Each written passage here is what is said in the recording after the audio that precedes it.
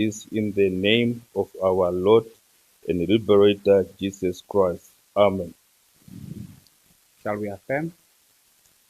I solemnly affirm that I will be faithful to the Republic of Namibia and its people. I solemnly promise to uphold and defend the Constitution and the laws of the Republic of Namibia to the best of my ability, and help me God. We can take our seats.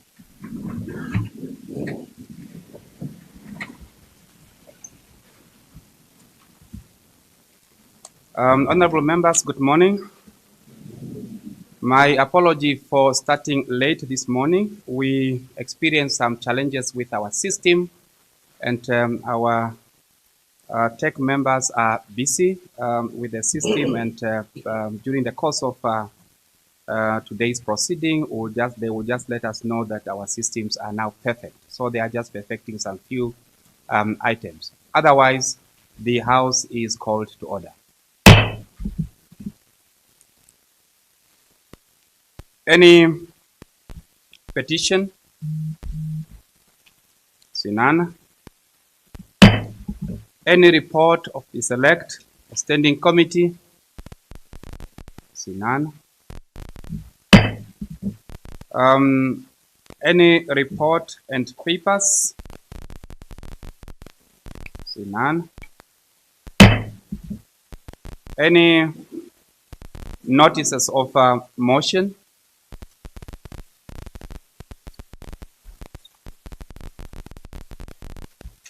Honorable Joseph.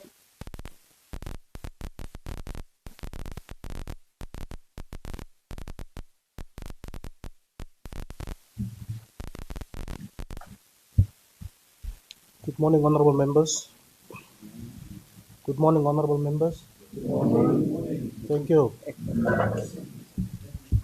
Honorable Chairperson, honorable members, I hereby give notice in terms of Rule 54 of the National Council Standing Rules and Orders that on Friday, 21 August 2026, I shall move the report of Karas Regional Council for the year 2025-2026. I so move. Thank you so much. If the Honorable can sign and table the notice.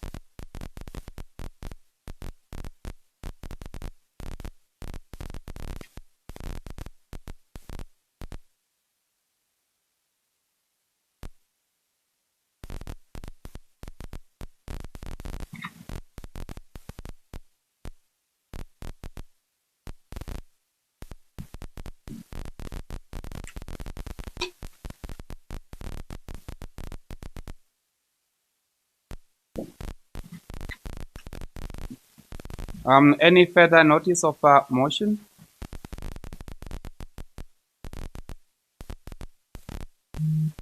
I see none.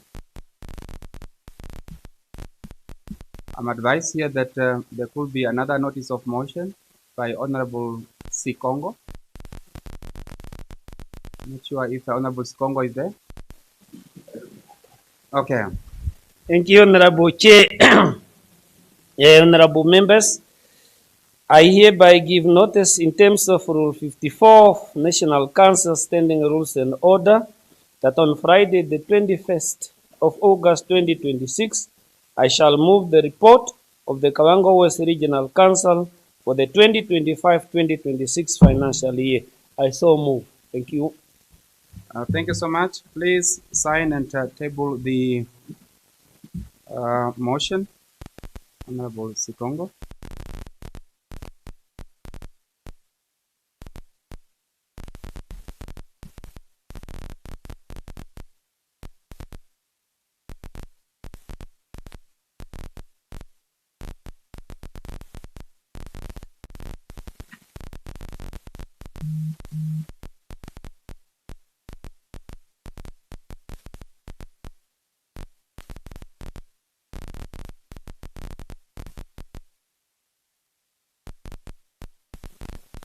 Thank you so much.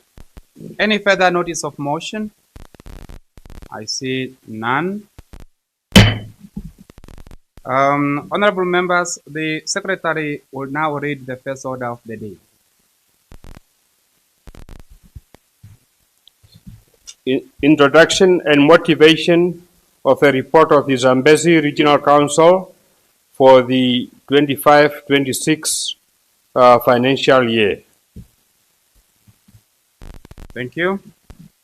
Does Honorable Sezuni move the report?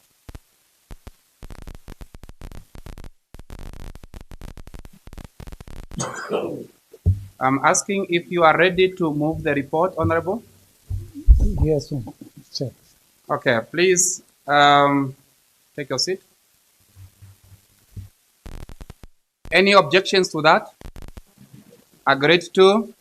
Thank you so much. Honorable Sezuni, please table the report. You may bring it here.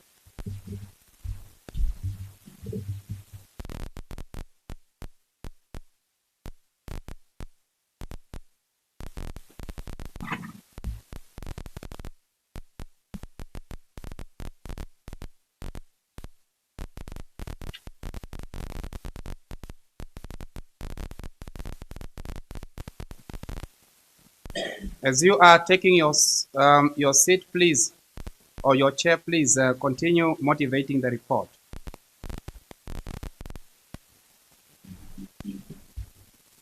Thank you very much. Honorable Chairperson, honorable members, I rise to table the summarized Zambezi Regional Council annual report for the period 1st April 2025 to the 31st March 2026.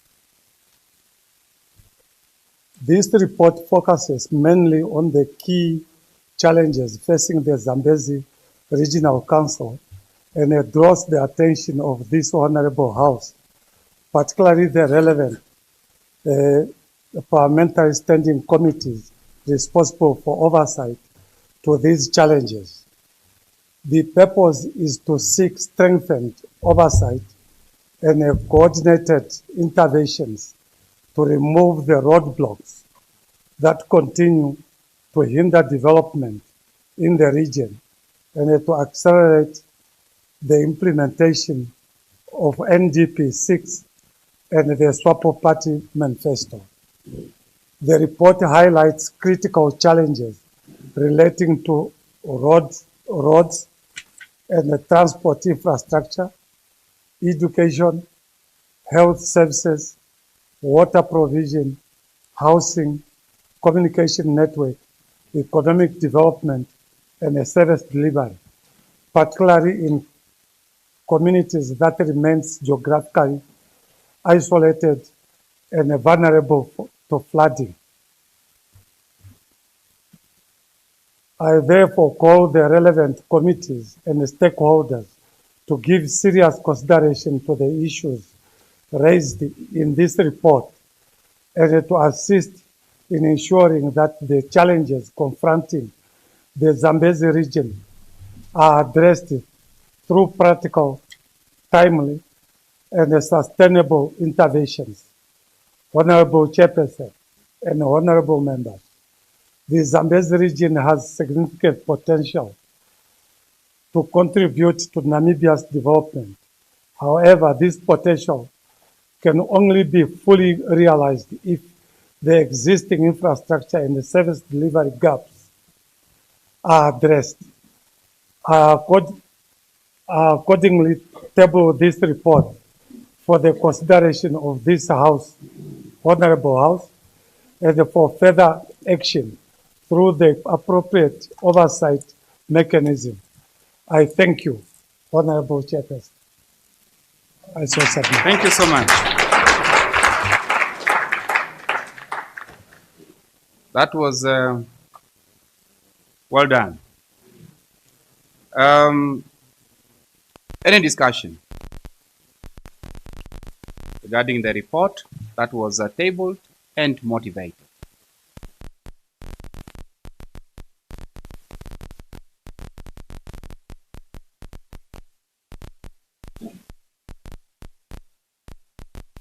I see none.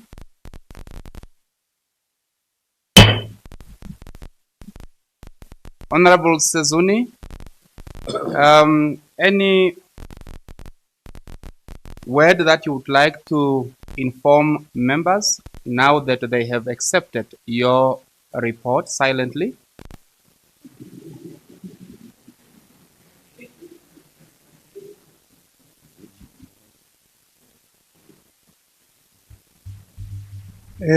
Honorable Chairperson, I think a detailed report has been submitted. And unless if I add other things that might take time, I hope it was a summarized report, but drawing the attention that especially the committee that deals with the roads infrastructure is the one that I would like to request that the fully detailed report will analyze itself. And I think we can also give inputs on those ones. So with that short, I would say that's all that I can add on. Thank you so much. I now put a question that the report be adopted. Any objection? Agreed to. The report of the Zambezi Regional Council for the 2025-2026 financial year stand adopted, and congratulations. Honorable members, it is always good to adopt the report after the tabling and the motivations, but at the same time also, it is quite unfair that the report that is tabled for you is not looked at and discussed. So maybe we should guard against this, because the members who are tabling this report are expecting your contributions towards what they have reported to you. So, but for Zambezi, it is gone undiscussed. What is so important is it has been approved. It should now be the responsibilities of the committee chairpersons to go through that report and abstract what is so relevant to their various respective committees. Thank you so much, and we are going to go ahead with the order of the day. I shall now ask the secretary to read the second order of the day.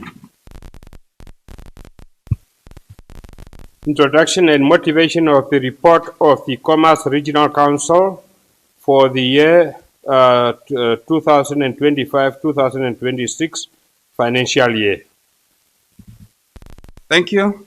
Does Honorable Monde move the report? Yes, Honorable Chair, I do move the report.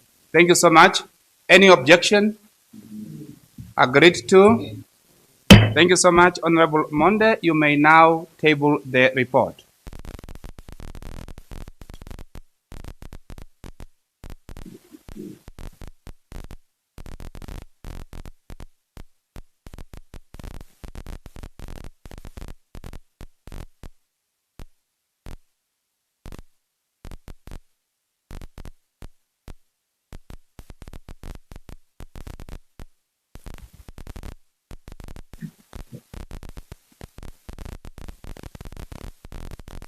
As you reach your respective space, please continue motivating the report.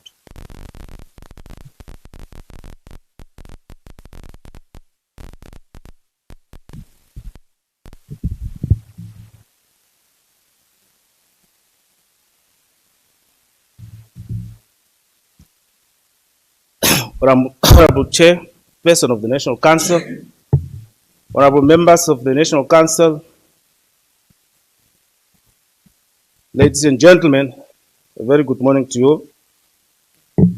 It's an honor to stand before this august House to present the annual regional report of Commerce Region for the 2025-2026 financial year. This report provides an account of the progress we have made, the programs and projects implemented, the challenges confronting our region, and the areas that require continued attention and collective action. At the outset, allow me to emphasize that the development of Commerce region cannot be viewed in isolation from the national development agenda.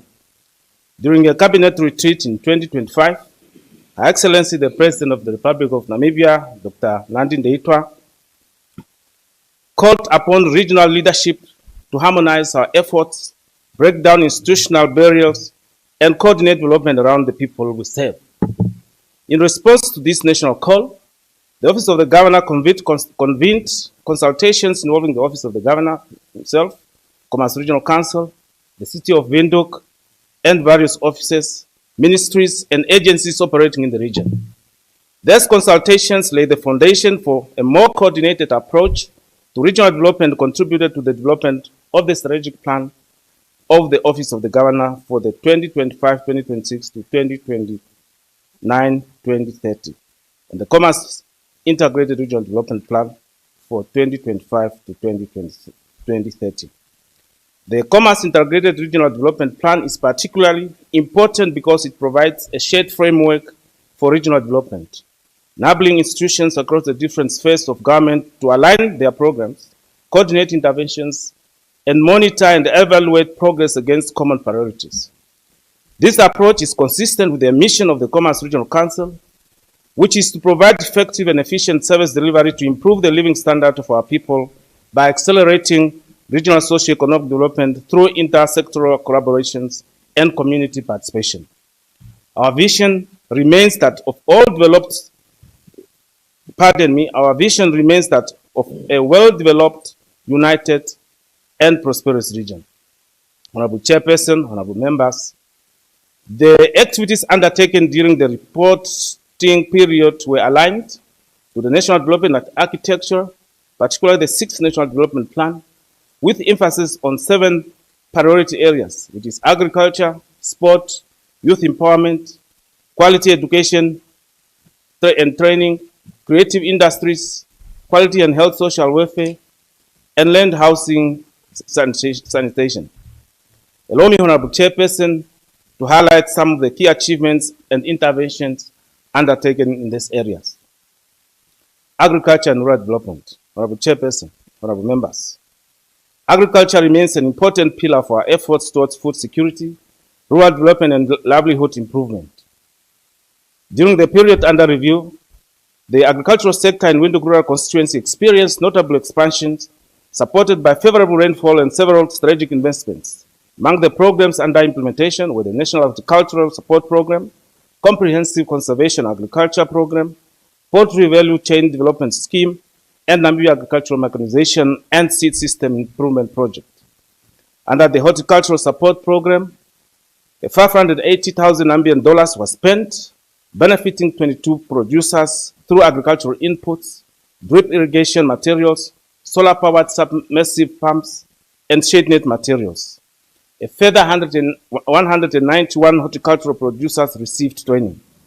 The Poultry Value Chain Development Scheme utilized its full budget of $306,000, supporting 28 small-scale poultry producers, while 226 community members received training in poultry production.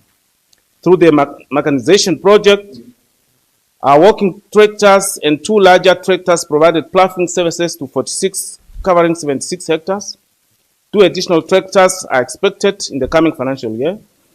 Under the Conservation Agricultural Program, 35 leading farmers were identified to promote climate-smart agricultural practices, with demonstration plots planned to farm Fezziles, Dordabes, and Noah Sport. Through our rural development programs, 6 projects were supported through the microfinance scheme, 4 projects through the food security program, while 5 rural farmers received combined 41 goats and 7 sheep. 3 projects were also supported through cash for food for work, with combined expenditure of these initiatives amounting to $487,370 Namibian dollars. However, honorable members, we must acknowledge that our agricultural sector continues to face constraints, particularly the absence of an agricultural development center in Windhoek Rural, where many small-scale producers are concentrated. Limited budget allocations for subsidy programs also remain a challenge, despite growing demand from farmers. These matters require continued advocacy and support. Let's go to sport and youth development. Honorable Chairperson, honorable members. Sport and youth development are central to building a healthy, productive, and empowered population. Government has committed to establish basic sport facilities in all constituencies by 2030, while also professionalizing sport and using sport facilities as platforms for youth development. In Commerce region, sport facilities are planned for Ashpena Secondary School and Havana High School. The bill of quantities is being finalized, while consultants have already commenced topographic surveys. The rehabilitation of the Independence Stadium also continues to advance. The feasibility study and detailed designs have been completed and approved. Land for expansion has been secured through the land depth swap initiative with the City of Windhoek, and the design awaits technical review by the Confederation of African Football, which is CAF. The Commerce Regional Council has completed the renovation of netball courts, while one of the Groot Oak Community Sports Stadium, including fencing and ablution facilities, has been completed. Phase 2, which includes sewer connection and construction of netball courts, is underway. I'm also pleased to report that the Commerce Regional team was crowned the overall winner of the 2026 National School Athletics Champions. Approximately 6 out of every 10 athletes selected for the national team were drawn from Commerce region. Omake.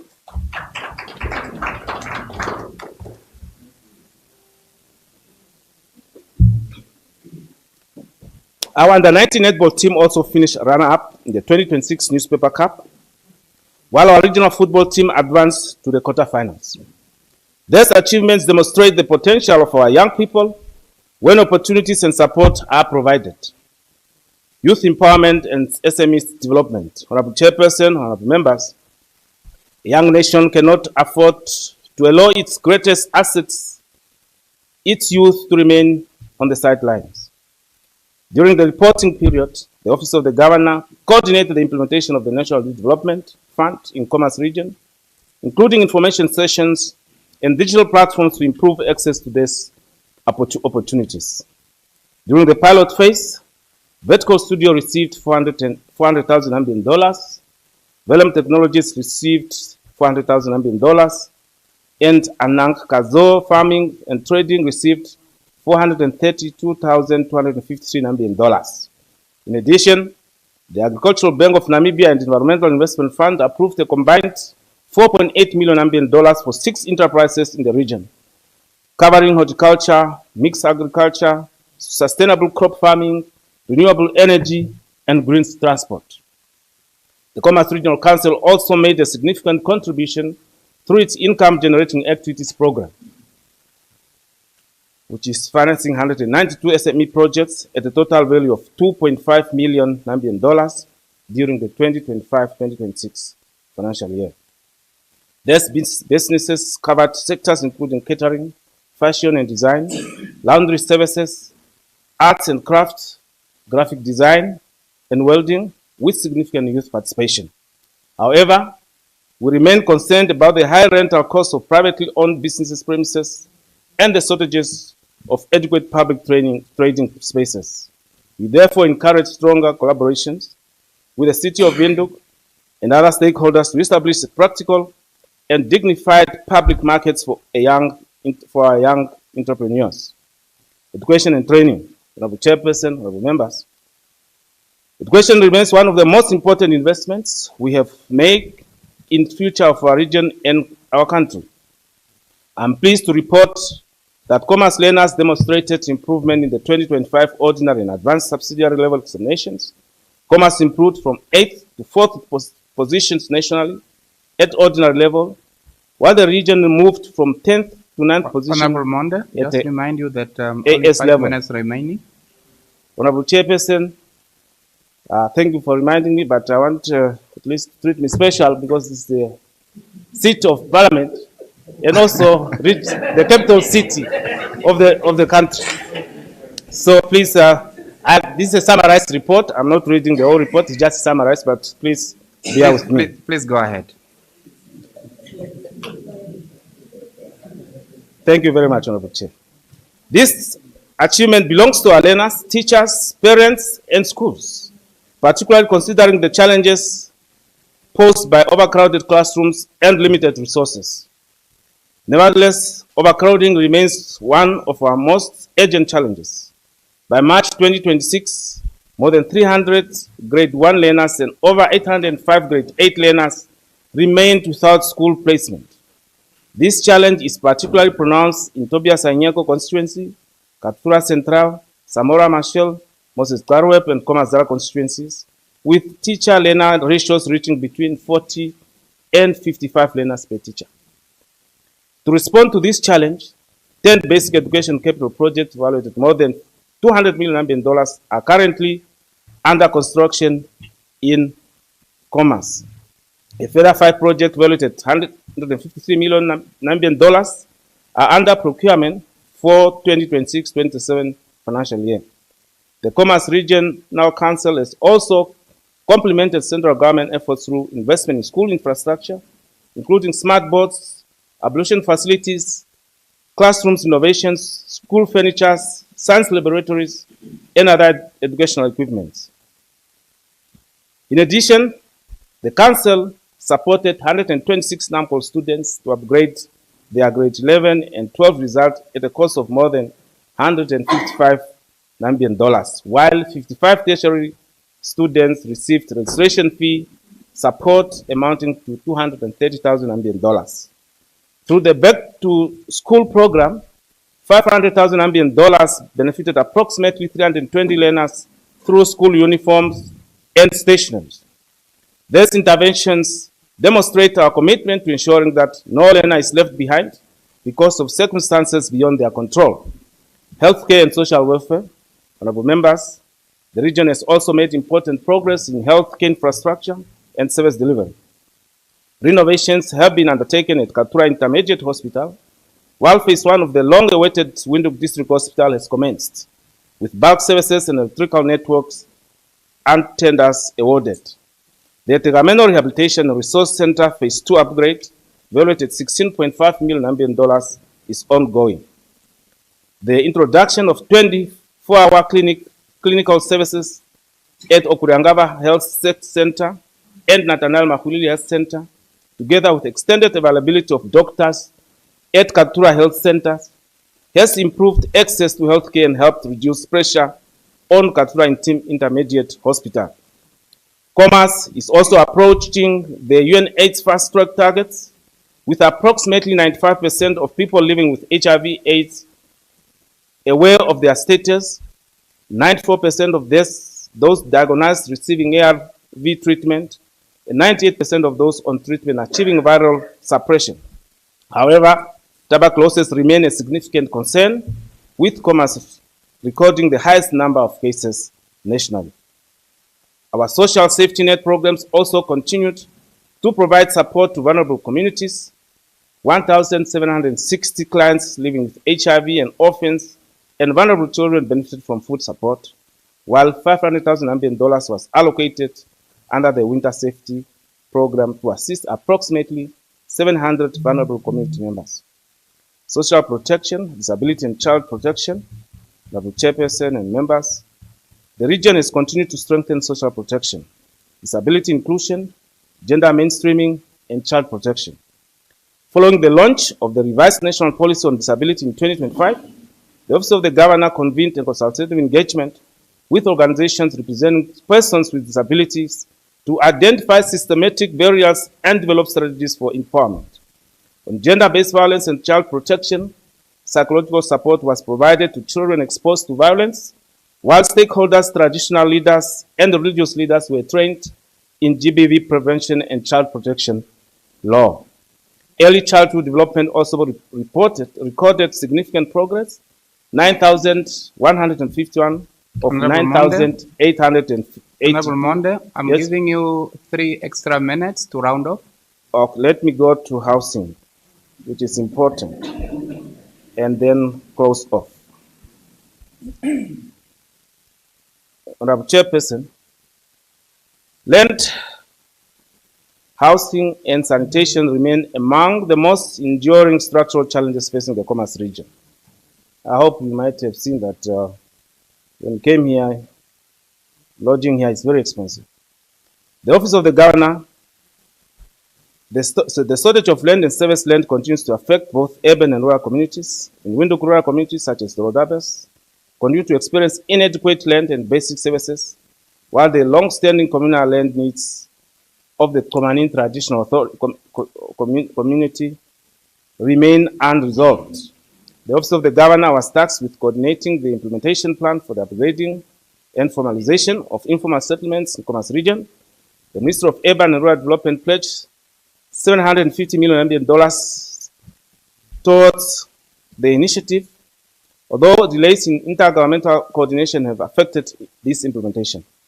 The City of Windhoek has completed layout designs for 11,226 proposed even across 18 townships, with approximately $296.4 million earmarked for land servicing and housing delivery during the 2026-2027 financial year. In our informal settlements, 194 communal toilets and 227 communal water points have been constructed, raising sanitation coverage by 16% and water point coverage by 22%. The Commerce Regional Council has also invested $3 million in borehole drilling, installation, rehabilitation, and water pumps across 11 rural settlement sites.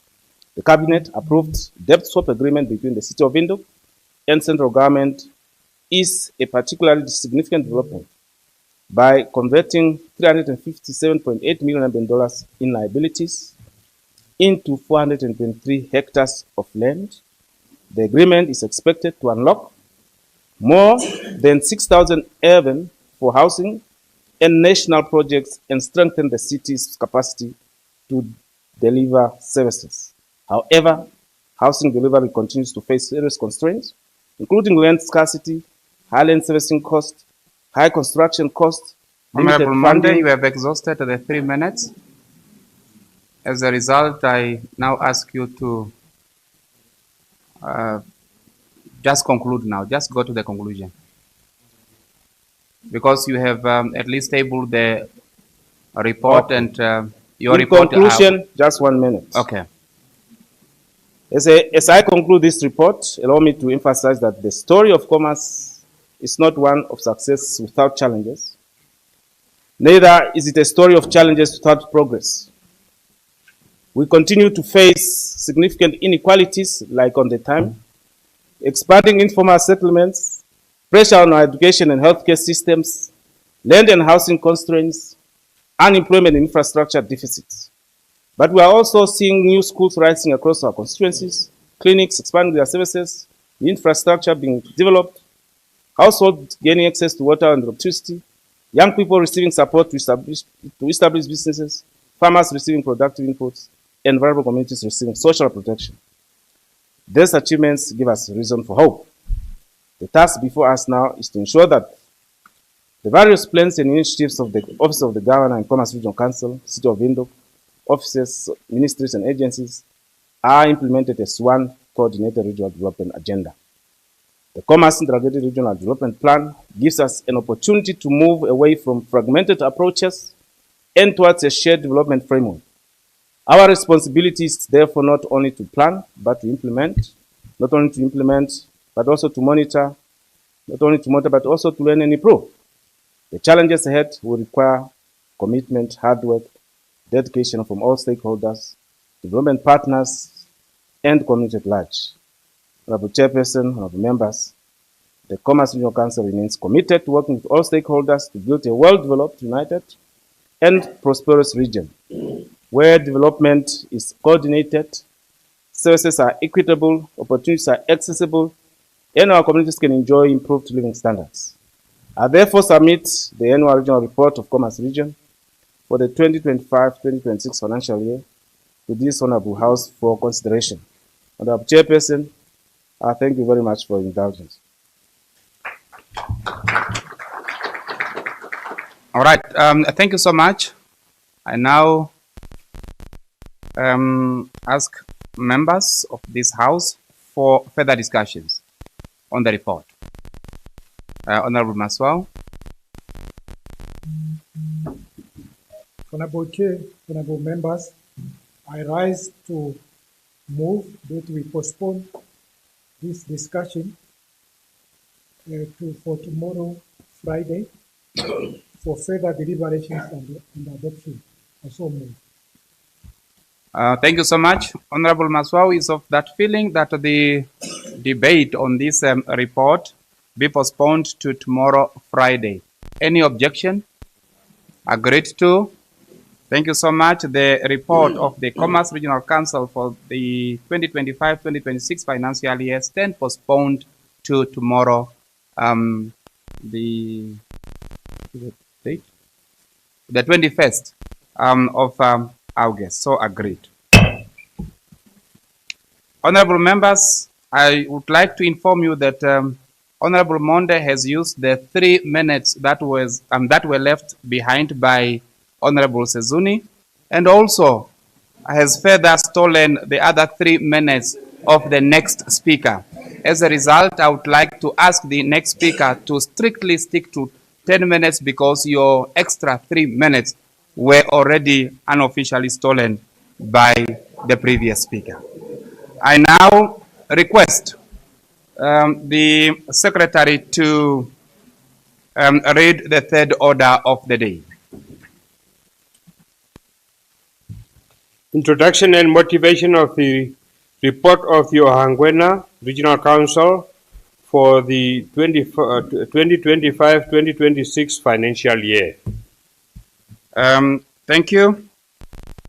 Does Honorable Nangama move the report? Your mic is off.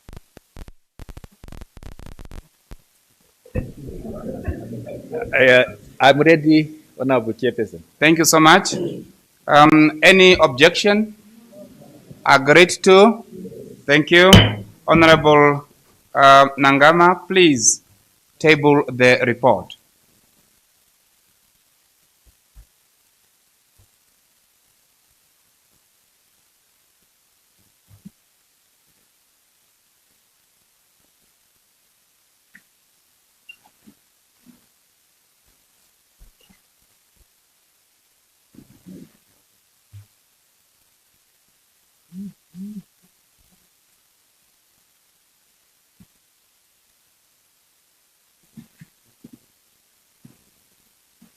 Please go ahead and motivate the report.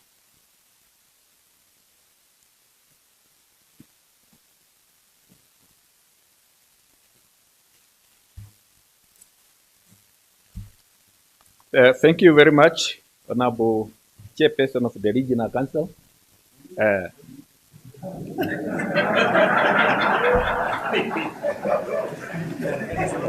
mean, Honorable Chairperson of the National Council. Okay, it's a technical error. Yes, a technical error. Yes. Good morning, honorable members. It is my honor and the privilege to stand here to give a report of the Ohangwena Regional Council, the Smart Region.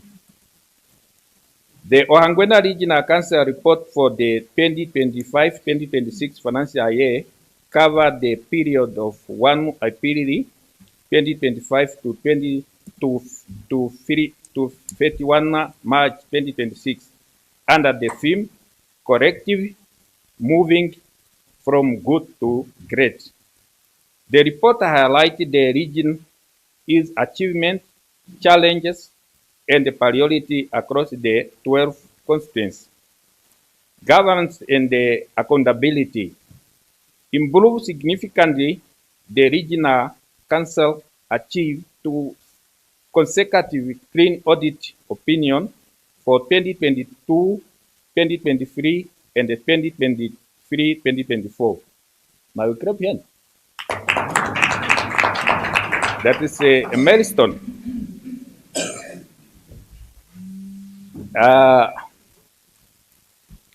It demonstrates the improved financial management and the accountability.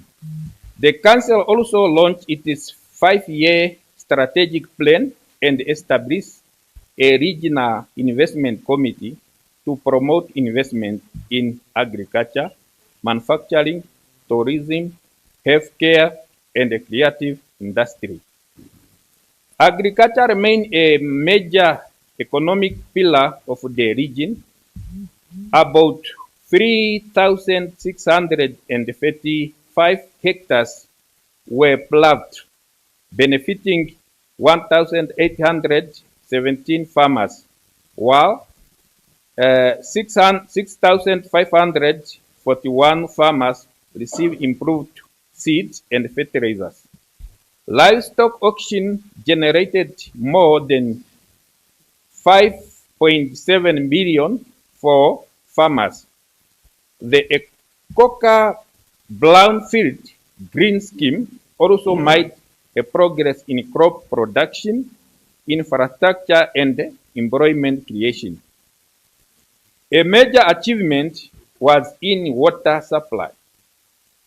80 deep boreholes were completed, while additional borehole projects were implemented.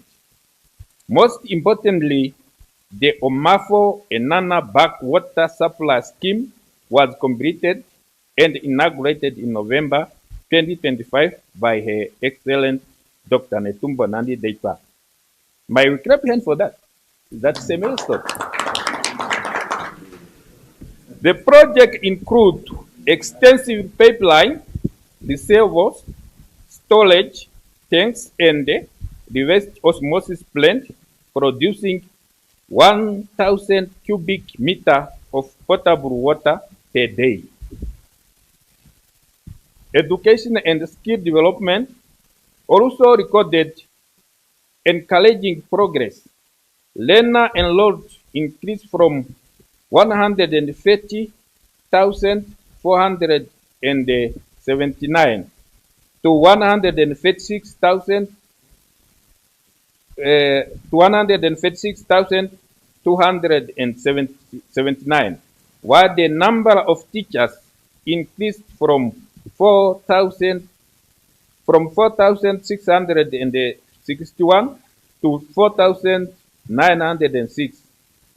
School offering Namibia Senior Secondary Certificate Advanced Substantial increased from 11 to 16. Grade 3 literacy improved from 44.5% to 47.35%, while enumerance improved substantially from 25.51% to 43.08%. Adult education, family literacy, and the vocational training also reached a significant number of beneficiaries. In youth empowerment, the region facilitated more than 1,000 applications under the National Youth Development Fund, supporting the enterprises such as the horticulture, poultry, livestock, recycling, and manufacturing.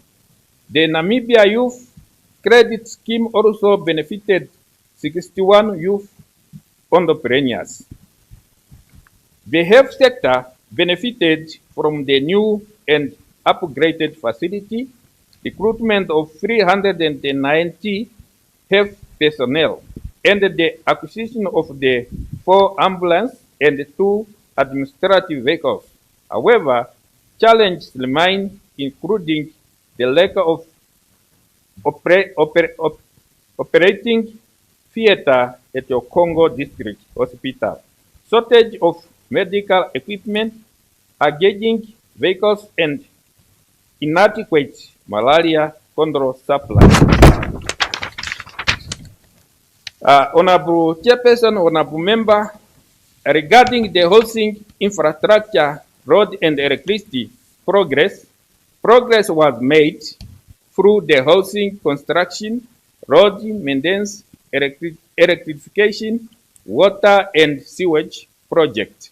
However, the region has identified approximately 645 kilometers of priority road required upgrading with an estimated investment of about 1.4 billion.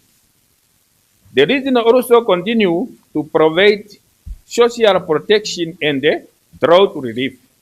More than 74,000 people benefited from the various social protection programs, while drought relief, including the distribution of more than 15,000 bags of rice to the community across the region. Honorable Chairperson, Honorable Member, despite the achievement, the challenge that the Ohangwena region have encountered is a higher unemployment and a limited economic opportunity, inadequate roads, water and sanitation infrastructures, shortage in health infrastructures and equipment, illegal fencing and pressure on communal rent, gender-based violence and poverty, youth unemployment, and the delay in youth financing, human-wildlife conflict, disability-related exclusion, drought, flooding, and pressure on water resources. Those are some of the challenges we have encountered. Way forward, the report recommends accelerating the investment in water and the roads, strengthening agriculture and agro-processing, expanding youth financing, improving health infrastructures, intensifying the fight against gender-based violence, addressing the illegal fencing, improving disability inclusion, strengthening the local authority, attracting investment, and improving data management and monitoring and evaluation. As I am moving toward my conclusion, in the 2025-2026 report period demonstrates that Ohangwena has made a meaningful progress in governance, agriculture, water supply, education, healthcare, youth empowerment, infrastructure, and social protection. However, the region still faces significant challenge, particularly unemployment, poverty, infrastructure deficit, water security, gender-based violence, and the limited economic opportunity.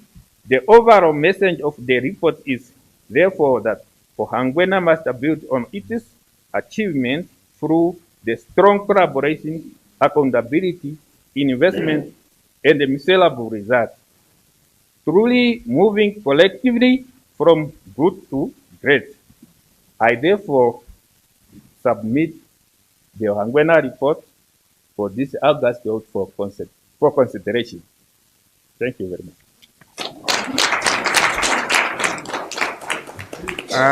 Thank you so much, Honorable Nangama. Your fellow members are clapping hands because they are also accounting, and you have just presented the motivations in the given or within the given 10 minutes. I now ask for discussion. Honorable Jansi. Thank you, Honorable Chairperson. Honorable Chairperson, honorable members, I rise to move that the debate on the Ohangwena Regional Report be postponed to tomorrow, Friday, the 21st of August 2026, for further deliberations. The purpose of the postponement is to afford that all of us peruse the report thoroughly for proper deliberations. I so move. Thank you. Thank you so much. Any objection? Agreed to. The report of the Ohangwena Regional Council for the financial year 2025-2026 stand postponed until tomorrow. So agreed. Honorable members, I would like to inform you that we have 11 items on the order paper today. As a result, in fact, out of the 11, we have just exhausted 3 and we are remaining with the rest. As a result, I would like to humbly request those that are going to table and motivate the rest of the reports to come in order for them to strictly consider the agreed 10 minutes. So we do not have the luxury of time. As a result, I'm forced to remind honorable members at all times. Beside that, it is in accordance with Rule 27 of the National Council of Standing Rules and Order that I adjourn the business, and we are expected to reconvene by 11:05 sharp, and so ordered.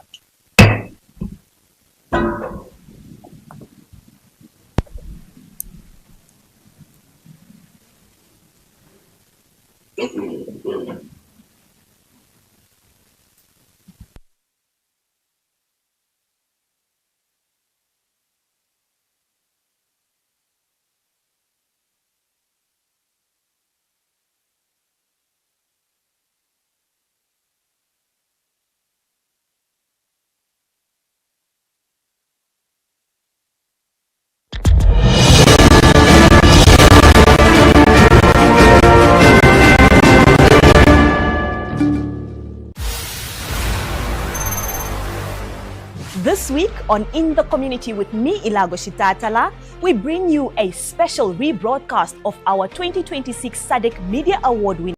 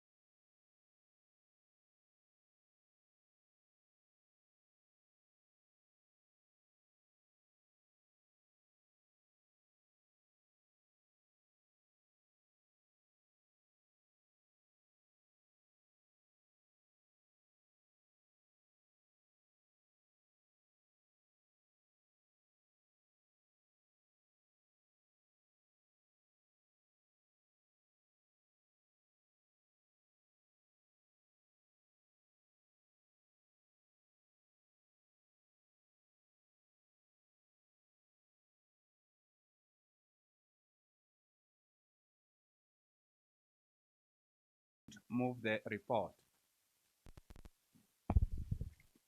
Yes, Honorable Chair, I'm ready. Thank you so much. Any objections to that? Agreed to? Thank you. Honorable Brandt, you may now table the report.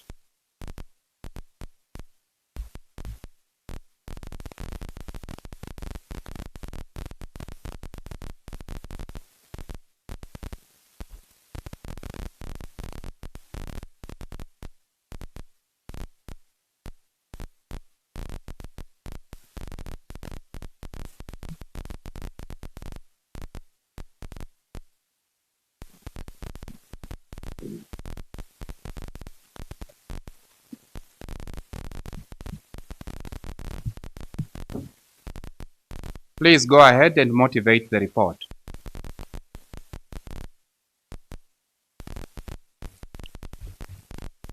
Thank you, Honorable Chair, honorable members. Good morning once again. Let me first of all recognize the presence of the Irongo Regional Council delegation, which is led by our CRO. We are really honored to have you amongst us. Welcome once again. Honorable Chairperson, honorable members, I rise to present a summary of Irongo Regional Council annual report for 2025-2026 financial year. The report demonstrates that the Irongo Regional Council continues to make meaningful progress in infrastructure development, service delivery, economic growth, and social development. This progress was achieved despite fiscal constraints, procurement delays, pressures from urbanization, and increasing demand of public services. A major milestone during this reporting period was the upgrading of UIS from a settlement to a local authority, making it 8th local authority in the region.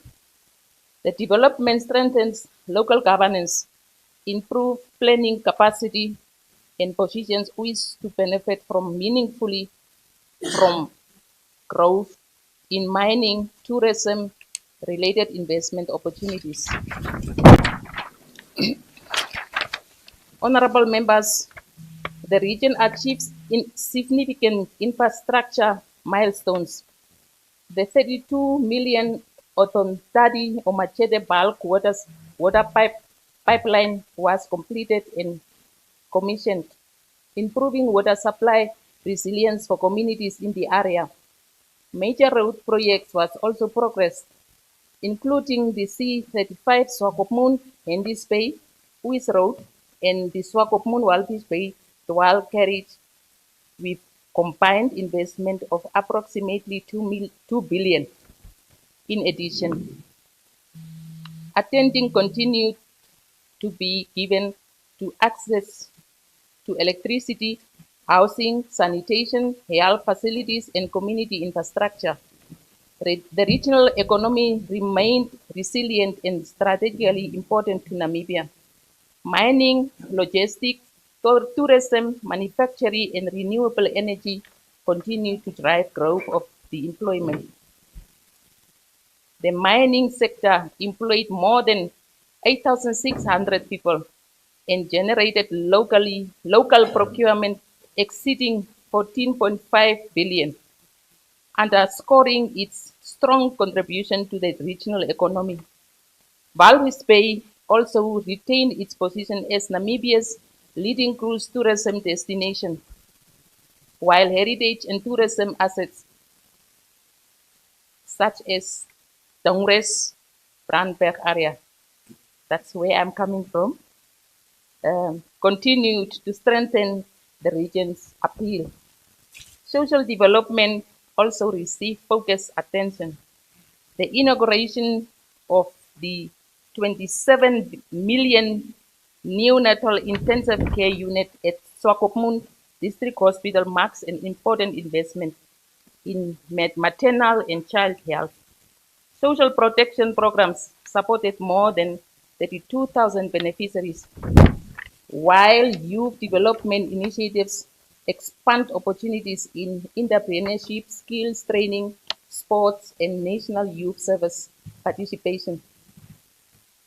These interventions are vital because regional development must ultimately be measured by improvements in people's lives. Education and skills development remain central to the region's future. While efforts are underway to expand school infrastructure, community learning opportunities, and technical and vocational education, reported education outcomes still require continued attention. The planned Erongo TVET Center in Omaruru, together with investments in schools and learning facilities, will be important for preparing young people for employment, enterprise development, and participation in emerging sectors. However, honorable members, the report is also clear about the challenges that must be addressed. These include procurement delays, rapid urbanization, pressure on infrastructure, water security risks, road safety concerns, and the need to improve education results. These challenges call for faster implementation, stronger coordination between institutions, and more disciplined monitoring in projects and budgets. Going forward, the Irongo Regional Council will prioritize improved procurement planning, accelerated infrastructure delivery, regional water security, youth skills development, road safety, stronger monitoring and evaluation, and deeper public-private partnerships. These priorities are essential to ensure that economic activity translates into inclusive development and improved service for all communities across the region. Honorable Chairperson, honorable members, Irongo's progress is measured not only by complete projects, budgets spent, and targets achieved, but by the lives improved and opportunities created. As a region, we will therefore move forward with dignity, urgency, and determination, ensuring that every investment and policy decision helps build a more resilient, inclusive, and prosperous region for present and future generations. So, I submit. Thank you.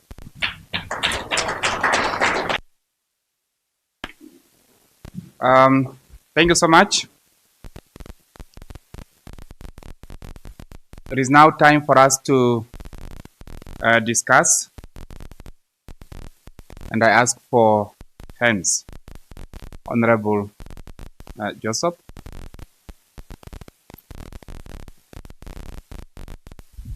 Thank you, Honorable Chairperson, honorable members.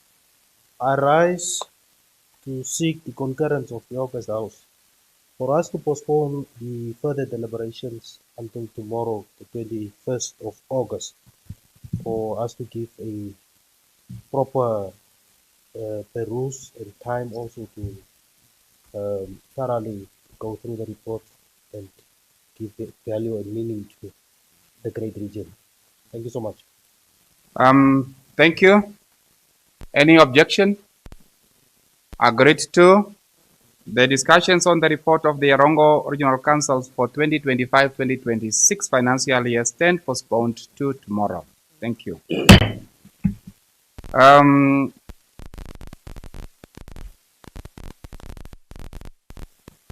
Honorable members, we are moving ahead. The Secretary will read the fifth order of the day.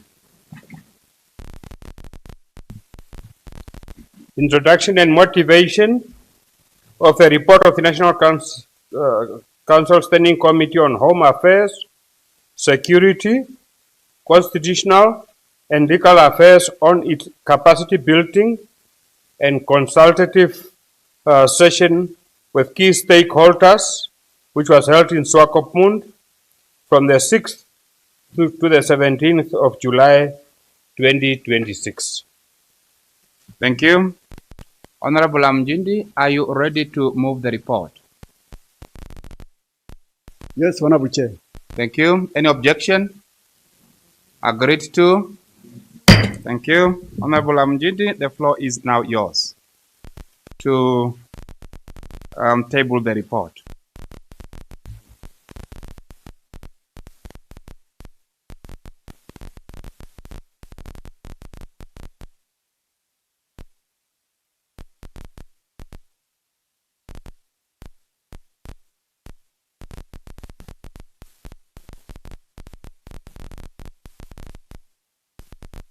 You may go ahead with the motivation.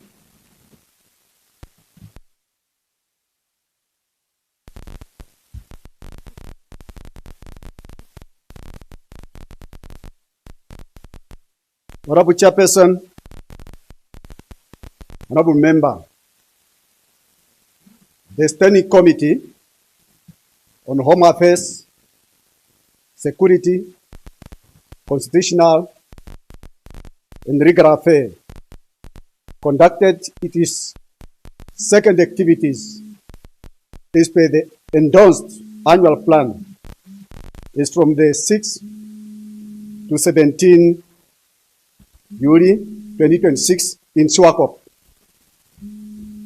The first part of the program focused on training the committee member, while the second part of the program was dedicated to the introductory stakeholder engagements with the key owners falling under the ambit of the standing committees. Honorable Chairperson, Honorable Member, the report in front of you is therefore aimed at sharing lessons learned from the topics covered during the first week and a few recommendations with the member of this August House. The objective of the committee activity was A, to enhance the committee member understanding of the difference between review, oversight, and representations. B, to coach the committee member on how to execute legislative processes, which include parliamentary oversight, legislative scrutiny, and the effective use of accountability mechanism. C, to conduct any introductory stakeholder engagement sessions with owners falling within the ambit of the committee with the aim to maintain effective collaboration and relations. D is to report the outcome of the committee capacity building program and the stakeholder engagement sessions to the National Council and to share lessons learned and the recommendation with the committee standing committees, Honorable Chairperson, Honorable Member, the training segments of the program have 11 topics in total, from which only 10 of them were covered. These topics were, the topics that were covered are understanding parliament oversight, key aspect of oversight, the importance of parliament oversight, parliamentary oversight in practice, the role and function of the parliament standing committees, and how to impact the registrations, understanding and adhering to parliamentary procedures, the role of the committee members and the committee chairpersons and the parliament clerks, drafting of committee term of reference and the formulating findings and the recommendations, and also how to conduct effective committee business, critical bill analysis, and the effective constituent relations. This part of the skill training could not take place as planned, as the committee could not secure the service of extra consultant timely. Honorable Chairperson, Honorable Member, concluding the capacity building segment of this committee program, practical sessions were conducted where committee members were given a real-life scenarios to conduct mock oversight capacity activities by applying theories presented to them. The aim of the mock committee oversight sessions was to test the committee member understanding and their ability to conduct oversight activities. Under these sessions, members were guided to draft terms of references, engagement questions, findings, and responsive recommendations. Honorable Chairperson, Honorable Member, lessons learned and recommendations are presented in details in the report in front of you. Detailed presentation of the topic can also be obtained on request from the committee secretariat as stated at the bottom of the report on the last page. Honorable Chairperson, Honorable Member, lastly, the Standing Committee then concluded the activity with the stakeholders' engagement with the Minister of Justice and the Labor Relations, where the senior official from the Ministry of the Ministry presented the Ministry strategic plan and all key documentation, followed by discussions and the follow-up sessions on the status of the recommendation forwarded to the ministries by the predecessors committee. The schedules of the committee sessions with the Minister of Home Affairs, Immigration, Safety, Minister of Defense and Veteran Affairs, and the International Relations and the Communication could not go ahead as confirmed due to the last-minute cancellations communicated to the committees while we were in Swakop. The committee have therefore deferred the pending consultation to take during the planned oversight activities with the respective owners as a part of the standing committee practice before commence of the oversight activities. Honorable Chairperson, Honorable Member, I move this report for consideration, debate, and adoption. I so submit, Honorable Chairperson. Thank you. Any further discussion?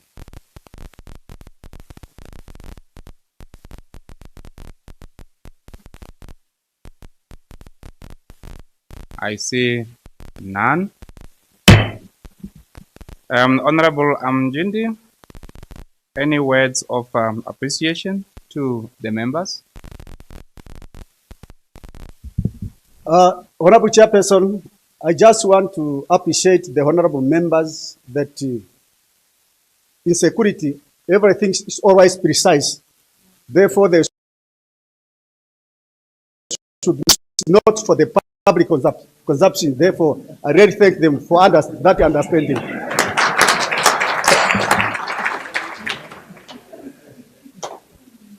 Honorable members, I now put a question that the report be adopted. Any objection? Agreed to?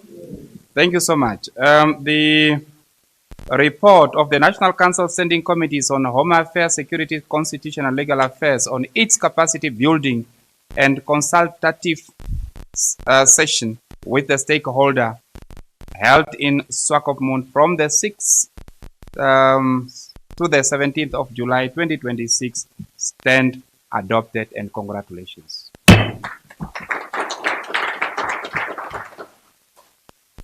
Honorable members, the Secretary will read the 6th order of the day. Introduction and motivation of the joint report of the National Council Standing Committees on Agriculture, Environment and Natural Resources, and also Standing Committee on Health, Social Welfare and Labor Affairs on the oversight visit to assess the impact of floods in the Zambezi region, which took place from the 28th to the 30th of May 2026. Thank you. Honorable Shikongo, are you ready to move the report? Yes, Honorable Chairperson. Thank you. Any objection? Agreed to. Honorable Chikongo, you may now table the report.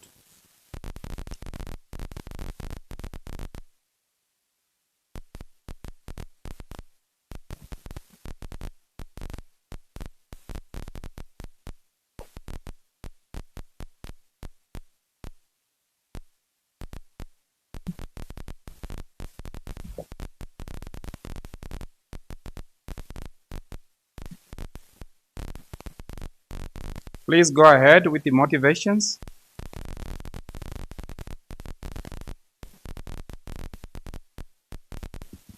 Thank you, Honorable Chair. Honorable Chairperson, Honorable Members, I rise to motivate the adoption of the report of the Standing Committee on Agriculture, Environment and Natural Resources and Standing Committee on Health, Social Welfare and Labour Affairs on the joint oversight visit to assess the impact of floods in the Zambezi region on the 28th to the 30th of May 2026. The joint delegation comprised the aforementioned standing committees of the National Council together with the National Assembly standing committees on natural resources in collaboration with the SADC PF. This urgent oversight mission was undertaken from the 28th to the 30th May 26. It builds upon the Committee on Agriculture's previous oversight work in 2023, which successfully led to the construction of 8 dams for flood water harvesting in several regions. Honorable Chairperson, honorable members, at the beginning of this year, heavy rainfall caused devastating flood across the Zambezi region. The entire villages was submerged, forcing thousands of families to abandon their houses. Our delegation conducted physical field assessment at 3 critical relocation sites, namely Lisikiri, Luhonono, and Malindi, and hold an interministerial engagement with ministries and offices responsible for the flood mitigation in the Zambezi region. The oversight was guided by the following aims and objectives: to assess the humanitarian and socio-economic impact of the recent floods and unaffected communities in the Zambezi region, and to evaluate the impact of the floods and living conditions as well as the health and safety concern at relocation sites, to engage with local authorities and affected communities to understand the urgent needs and the response gaps, and to strengthen parliamentarians' understanding on the linkages between climate change, public health, and sustainable development, and identify policy, legislative, budgetary, and advocacy action that Parliament can undertake to strengthen climate resilience, disaster preparedness, and access to essential services during emergencies. Honorable Chairperson, honorable members, while the Minister of Health and Social Services deployed a multi-departmental responses reaching over 23,665 affected persons and 17 flood-affected schools had to fight for educational continuity, our parliamentary oversight revealed critical, life-threatening gaps in the emergency response. The resource constraints left hundreds of displaced households exposed. Honorable Chairperson, displaced communities face severe gaps in sanitation, clean water, and vital healthcare services. Finally, the floods severely disrupted education, forcing 3 institutions into temporary relocations. Honorable Chairperson, honorable members, the committee has come up with 16 recommendations, which are very critical for implementation. The Office of the Prime Minister, together with the identified stakeholders, review the disaster risk management policy to address bottlenecks that prevent the timely implementation of the disaster relief programs. The establishment of a dedicated regional disaster fund for the Zambezi region to allow the immediate first response procurement of tents, sanitation units, and many medical supplies without waiting for the OPM approval. The Zambezi Regional Council and Office of the Prime Minister to formally benchmark regional flood mitigation strategy against international jurisdictions that successfully manage seasonal floods in a highly sustainable and non-disruptive manner. Public-private partnership and infrastructure engineering for major constructor engineering projects in the flood-prone areas of the Zambezi region, such as rice building architectural design in collaboration with the local community to integrate indigenous knowledge and culture into the regional planning. The Minister of Works and Transport should urgently evaluate the feasibility of constructing localized earthen embankments to protect ancestral village settlement and commence with dredging and excavation to deepen and dredge the changing riverbeds to increase water carrying capacity and install advanced drainage networks to channel flood waters away from the communities. Honorable Chairperson, honorable members, some of the recommendations are very critical and I'm just going to look at because there are so many. The Minister of Urban and Rural Development to draft legislation that will expand the Regional Council private sector mandate to empower the Zambezi Regional Council Authority to engage directly with private sector entities and local commercial.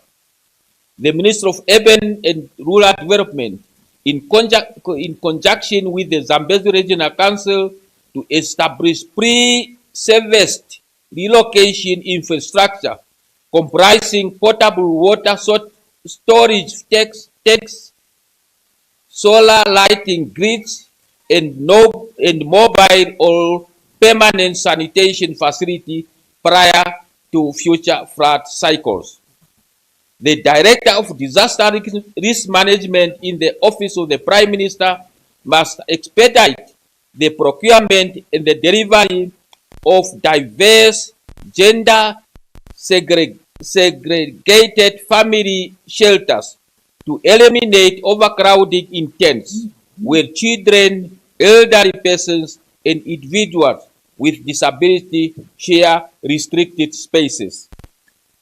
The Ministry of Environment, Forestry and Tourism should deploy dedicated mobile wildlife monitoring units around relocation camps, schools, and water tanks to mitigate lethal human-wildlife conflicts caused by encroachment of crocodiles, buffaloes, and elephants in search of drylands.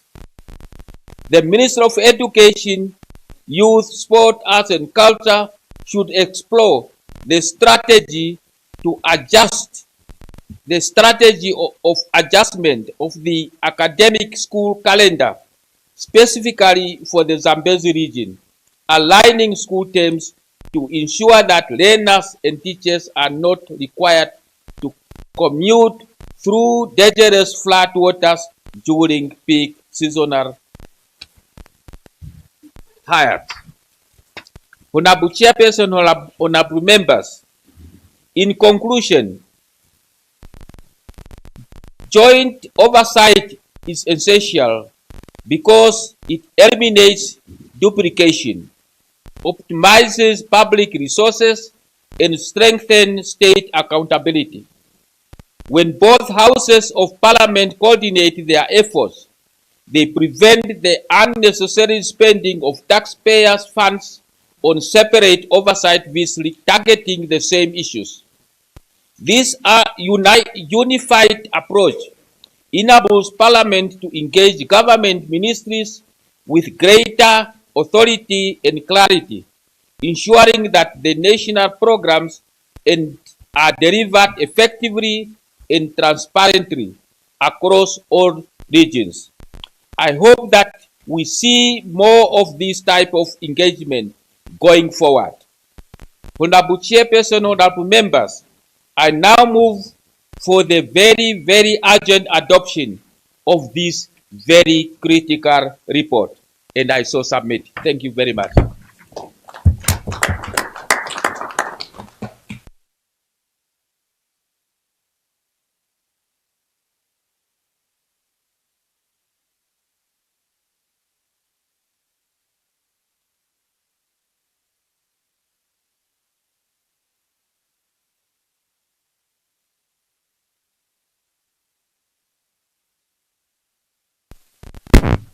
Thank you, Honorable Chair, Honorable members, and allow me to appreciate the report tabled, but just for us, for understanding within the report whether life lost, damage to properties, and damage to infrastructure, if that we could be elaborated to us. But also, lastly, is how does the committee envision the calendar for the Zambezi region? What I was listening to the recommendation. What does it say? If you are reconsidering or recommending a school calendar for the Zambezi region, what does it say in detail? Maybe what is the proposal? So I submit. Thank you. Thank you so much, Honorable Pakarai. Perhaps while we are thinking of other contributions and questions to be asked, allow me to welcome the 62 learners and 8 teachers from Outapi Private School who are visiting Parliament today in order to observe the proceedings of this Honorable House. We welcome you. This is your Parliament. This is where laws are reviewed. The process that you are observing, or that we have just started observing, is the process that leads to the enactment of a particular law. So please listen very carefully, observe the process, so that next time when you are going to be members of this house, there will be nothing new to you. And teachers, you have done very well to bring the young ones here so that at their infant stage, they are already learning as to how laws are made. Thank you so much. And honorable members, please join me as I welcome the teachers and learners of Outapi Vision Private School.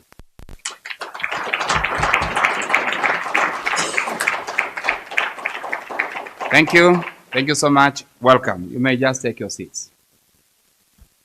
Honorable members, we are going ahead. There was a question posed. If there are other contributions, questions, or appreciations on the report, Honorable Unona.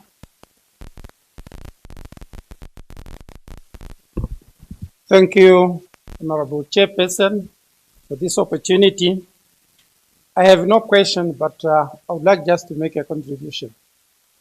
regarding the flood that used to happen at Zambezi region. We have, and we hear the constructive recommendation that happened to be recommended by the team of the standing committee that happened to visit Zambezi region. Since I grown up, I used to hear flood affecting Zambezi region, particularly the residents who are residing at the bank of Zambezi River. And I have the proposal that we need to address the flood problems that used to happen at Zambezi region. But how? Infrastructure that proposed by the committee need to be implemented as soon as possible. The community also needed to be motivated to vacate the area which used to be flooded on annual basis. Because it doesn't make any sense if flood coming in this year and we relocate the community. After the flood, the community goes back to their residential area which they used to be. If there are people to be able to negotiate with the residents, those who living at the bank of Zambezi rivers and other river that's situated in Zambezi, these people need to be engaged and motivated just to vacate the area which used to be flooded each and every year. Because it doesn't make any sense that we send boats to relocate people, but after the flood, people go back to their residential area, waiting for other year to come and flooding them as well. Honorable Chairperson, honorable members, I understand that there is a culture where people believe that this area is the area of our ancestors and we cannot move there. But it's now a higher time, at least to motivate our people to be able to understand the situation on the ground. If there is no other option, we will able just to relocate this community each and every year. Apart from that, the bridges which he mentions in the report and the way of channeling waters to the slope areas need to be implemented as soon as possible. We have the understanding and the belief of philosophy, the auto philosophy, which means that Rome was not built in one day. But China happened to construct a hospital within few days during COVID-19 pandemic. So let us move from that philosophy and try to assist our people in the way that we can able to do. Otherwise, we will just say, let us wait for the budget, and the budget, when it comes, budget happened to be cut, and the problem still prevailing. Let us move from that normality, from that understanding, and try to address the flood problem in Zambezi region. I so submit, Honorable Chairperson. Thank you so much. Any further discussion? I see a hand from Honorable Sikongo. Thank you, Honorable Chair, honorable members, for the opportunity granted to me. I would like to start with the two songs. One is for Celine Dion. Knowing you, knowing me is the best thing we can do. Lucky Dube, when you tell people the same thing again and again, people will hate you. And I'm saying this because, as it was alluded by the chairperson of the Committee on Agriculture, that those of us who went as a joint team. The National Assembly, they were members. National Council, we were members as a joint team, and we went. And the chair, when he reported, he said, it would be advisable in future to do the same. If the other side have got committees and we go jointly, to avoid telling people the same thing again and again by different committees. People won't like us. They will only like us when we are jointly, because we are one. We are from one house. Why going differently? As if we are going to address different things. But those of us who went and see, I would love to encourage the honorable members really to know, to see is different than to be told. Those of us who know Zambezi, if you are to go today to Zambezi and you happen to go to a homestead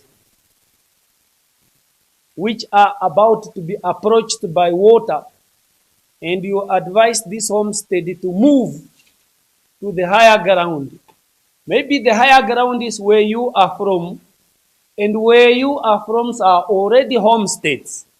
We know Zambezi is just a strip. There's no higher ground that was a virgin, which is not occupied by people. The other side, unfortunately.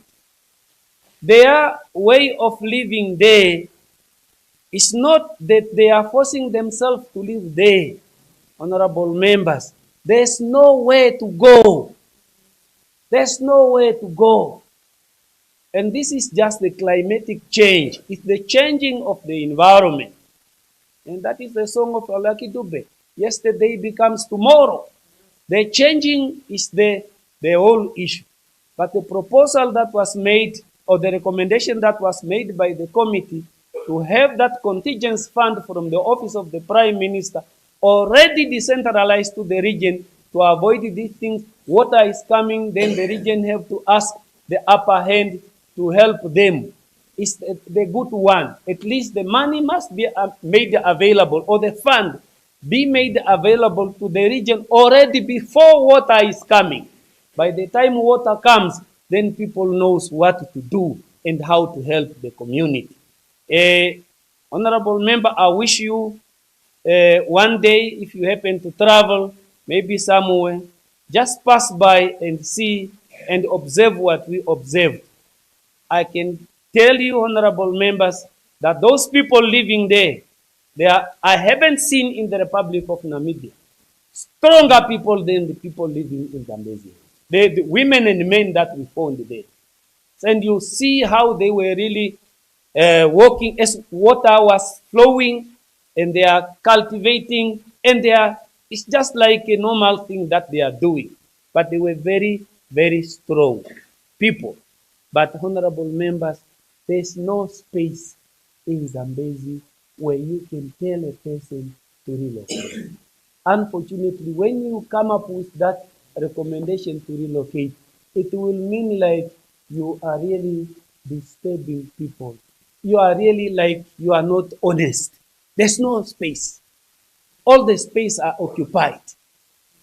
And that is the unfortunate part of it. The only thing is just for us really to recommend the contingency fund from the office of the Prime Minister to be decentralized to the regional council, so that, because in Zambezi, year in, year out, water will just flow.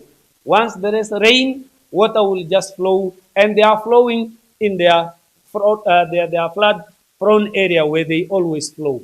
And where they always flow, they are passing homesteads, they are passing mango fields, maize fields. It's just like that. So, but people knows how really to survive the other side.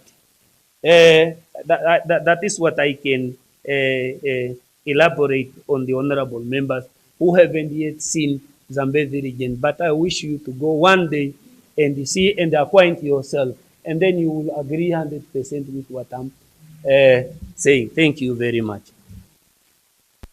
Thank you. Honorable Simasiku, I believe you were in Zambezi.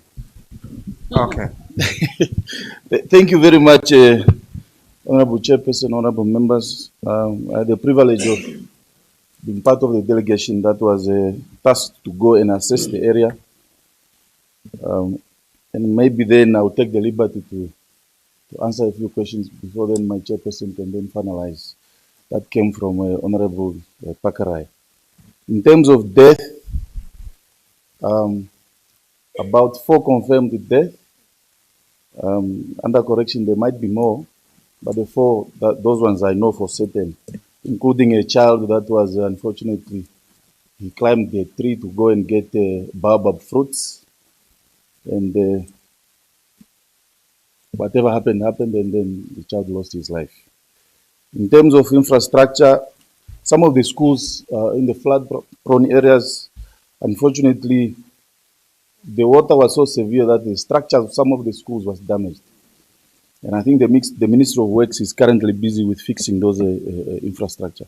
However, as you know, the process of disaster, after the period of water subsiding, there's a team that's supposed to go on the ground and do the final assessment, and then know for certain in terms of infrastructure. But along the way, roads were damaged, schools, clinics, and stuff like that. So, in short, in terms of the infrastructure that was damaged. The embankment or up-earthing, a tender is out, luckily, for the up-earthing of a school, Muzi. The idea is that you increase the size of land that is available for possible relocation in future. So that tender is out, and we'll see how it goes. Maybe it's a good idea. Hopefully it is. Then maybe we can be able to save the lives of our people. Another critical infrastructure that is also probably creating problems is the road between Luhonono and Kasika. There's a contractor on site, and unfortunately he has disappointed us a lot. He hasn't been able to make good progress, and that critical road infrastructure will be very important in terms of solving some of the problems, in terms of access. A brief one, for those that may not have been lucky enough to visit that part of the region or that part of the country. By the way, the flood-prone areas produced, Brendan Simbaye produced Greenwell Matongo. They come from there. They were born there. They were bred there. So you can imagine if you can ask Honorable Sezuni to move from his village to I don't know where. You are losing a battle there. From the beginning, it is extremely difficult to move people from that area. To them, it's like it's a normal occurrence that requires just a little bit of assistance in terms of logistics. And I think the report is very clear. It elaborates and says there were certain areas that are identified as relocation centers. And in those centers, then, they would be able then to construct, for example, maybe clinics, not necessarily clinics, but housing in terms of accommodation for the people, sanitation, and water. So that solution will go a long way in terms of resolving the problem. I think there are about 5 centers identified, and I think, God willing, if the funds are availed quickly, I think we'll be able to have a permanent solution in that respect. But above all, there are already efforts being made to ensure that the recommendations go a long way. I'm very happy to report to this House that tomorrow we are meeting the Office of the Prime Minister. They are already working on on working the disaster risk policy. So there's already progress in that respect. Maybe we can be able to engage them and find the long-lasting solutions. So in short, I took the liberty to answer some questions. Maybe the chairperson who was part of the delegation, who leading the delegation, can then finish up. In short, thank you very much. Honorable members, I take it that there will be no other contributions and questions. As a result, I now ask Honorable Sikongo if he so wish to respond or act on the contributions made by others. Thank you, Honorable Chairperson. I just want to thank the two honorable members who were part and parcel of the delegation, Honorable Sikongo and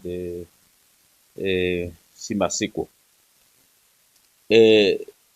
What they have definitely indicated is true.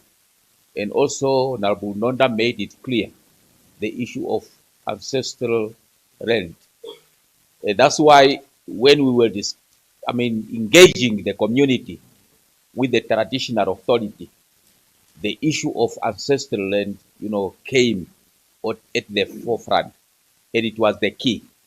We cannot move because our graveyards are here. And we in our culture, then the culture comes in, we cannot go far from our forefathers. So several models were indicated from SADC PF as what is that we can follow, which we are also ready to present tomorrow, Honorable Chairperson, during our meeting with the Office of the Prime Minister. The committee has been invited, and we are going also to present all these recommendations to be part and parcel of the policy, so that when the policy is going to be developed, then it will also include some of this, information, which are very critical to mitigate, the seasonal, floods, not only in Zambezi, but also in other affected, regions. We will look at that one. It will be, we are happy that the Office of the Prime Minister has definitely, sent an invitation to us, and confirmation has been made at tomorrow 14:30 that the committee will be going there, and will then be able to discuss the policy and also to look at the recommendation we have, come up as a committee.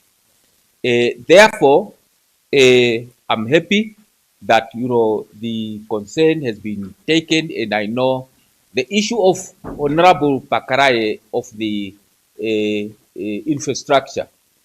The model which I have indicated in here is drawn from international,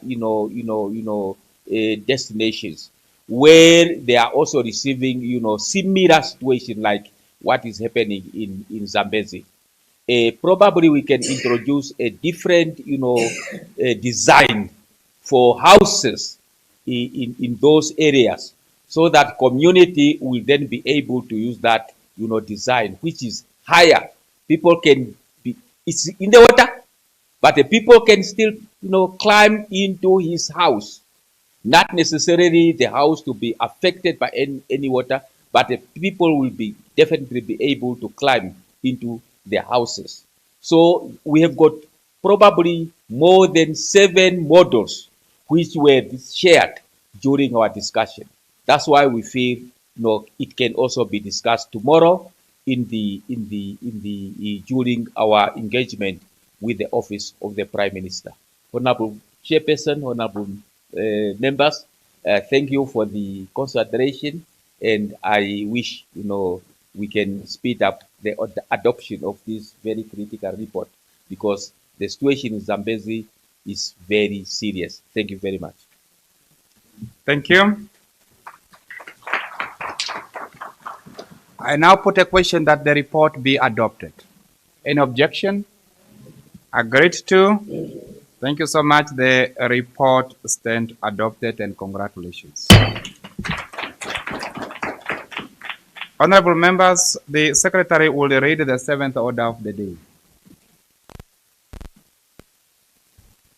Introduction and motivation of the report of the Commonwealth Women Parliamentarians, which is a CWP, Gender Sensitization Africa Region Workshop, which was held in Cape Town, South Africa, from the 14th to the 16th of July 2026.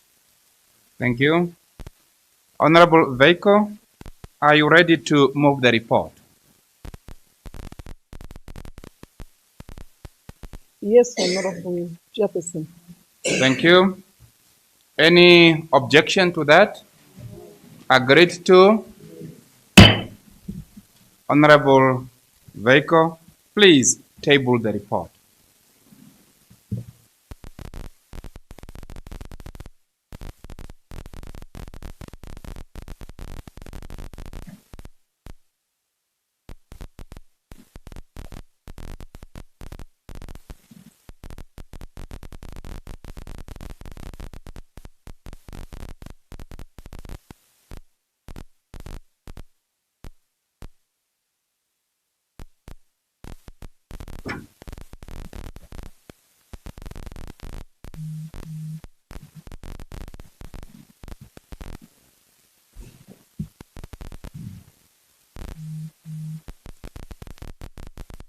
Please proceed and all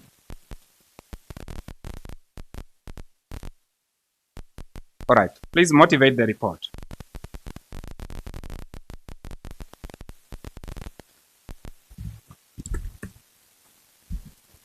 Honorable Chairperson, honorable members, good morning once again.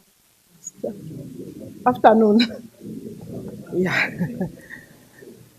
Honorable Chairperson, I rise to motivate the report of Commonwealth Women Parliamentarians, CWP, Africa Region, Gender Sensitization Workshop that took place in Cape Town, South Africa, from the 14th to the 16th July 2026.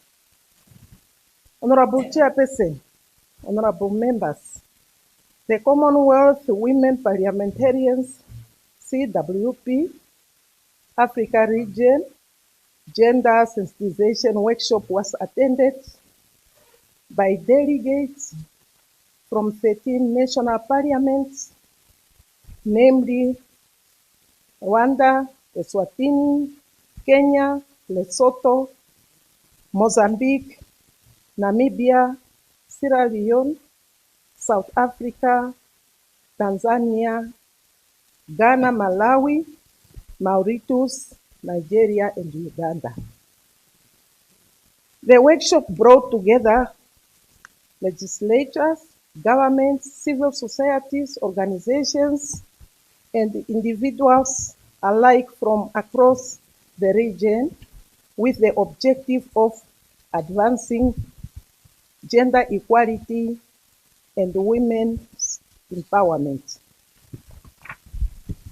The workshop served as an opportunity for participants to dialogue, peer learning, capacity building, share experiences, strengthen regional collaboration, and promote gender responsive governance in line with continental and global development goals. Honorable Chairperson, honorable members, during the 3 days workshop, participants engaged on issues regarding the promotion of gender equality and women's empowerment in Africa, with a special focus on gender transformation, legislation, and institutional mechanism. Topics discussed were as follows. Number 1, integrating gender-based violence prevention, reproductive and sexual health rights, and climate action. 2, equipping women to lead through skills, education, and political participation. 3, rights-based, responsible AI, protecting women's safety, dignity, and democratic participation. 4, advancing women's economic empowerment through access to finance and gender-responsive budgeting. 5, cultural norms, legal reform, and social change. Honorable Chairperson, honorable members, some of the key points that emerged during the discussion are as follows. Number 1, climate change, gender-based violence, sexual and reproductive health rights are deeply interconnected challenges that disproportionately affect women and girls, particularly in vulnerable communities. 2, women's representation in politics requires moving beyond numerical targets towards ensuring meaningful participation, influence, and decision-making power.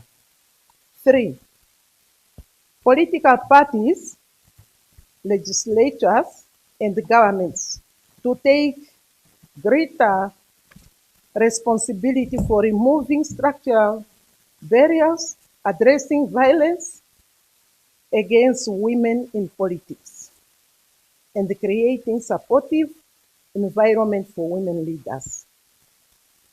4, AI presents significant opportunities for development, service delivery, and democratic participation, but also carries substantial risk for women and girls if left inadequately governed. 5, women's economic empowerment cannot be achieved through isolated programs, as it requires integrated policy, legislative, financial, and institutional reforms that target specific barriers to women's economic participation. The workshop concluded with adoption of resolution.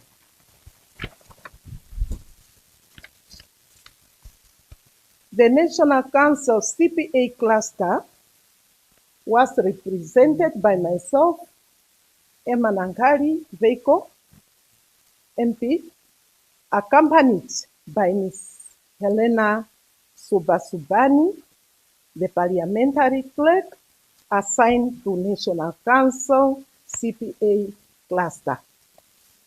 Honorable Chairperson, honorable members, with those few remarks, through you, may I now humbly ask this august House to discuss and adopt the report with the following recommendation for consideration for the Parliament of Namibia. Number 1, Parliament to reinforce youth-focused leadership, mentorship, and skills development initiatives that increase the participation of young women in political and parliamentary processes. 2, Parliament adopt integrated gender-responsive approach to climate change, gender-based violence, and sexual and reproductive health and rights, supported by adequate funding, climate resilience, infrastructure, and accessible service for vulnerable communities. 3, Parliament to address AI enable harms against women and girls while promoting AI literacy, digital inclusion, and equitable access to technology. I so submit.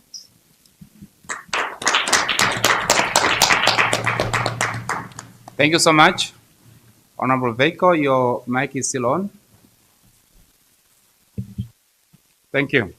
Any further discussion on that report? I see none. DM, am I seeing your hand? Okay. You may go ahead. Your mic went off. Thank you, Chairperson. I stand to appreciate Honorable Veiko for representing us as women, parliamentary women, and indeed the CPA at this auspicious platform.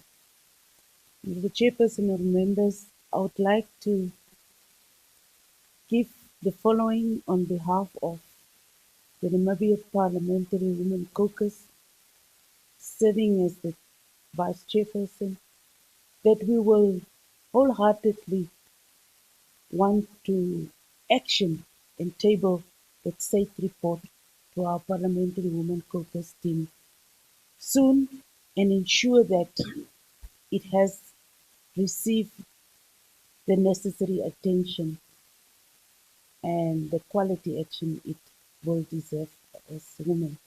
Thank you once again, Honorable Chairperson, for great and courageous women who will always stand out for rural women and young women across the continent and Namibia in particular. Thank you. Thank you so much for that appreciation. Any further discussion?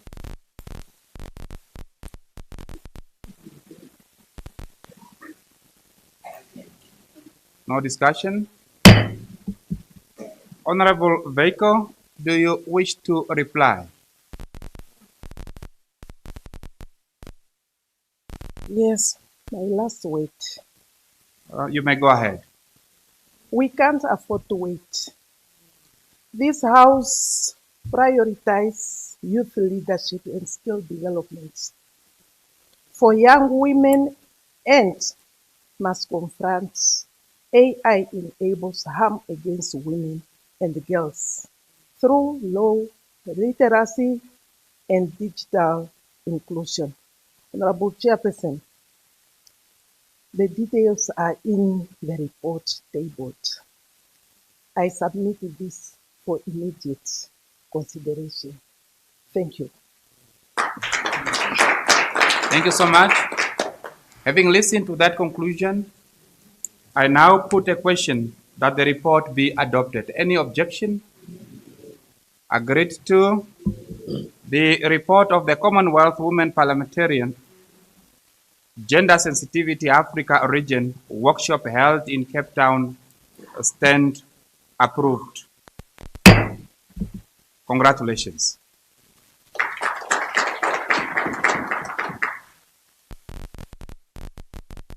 Honorable members, the secretary the secretary will read the 8th order of the day.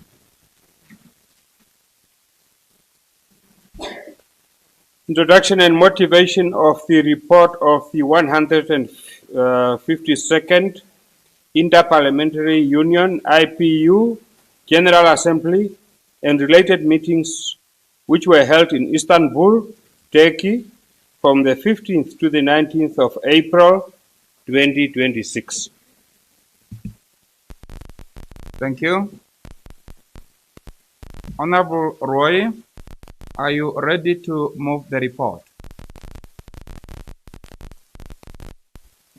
Honorable Chairperson, I'm very much ready to table the report. Thank you. Thank you.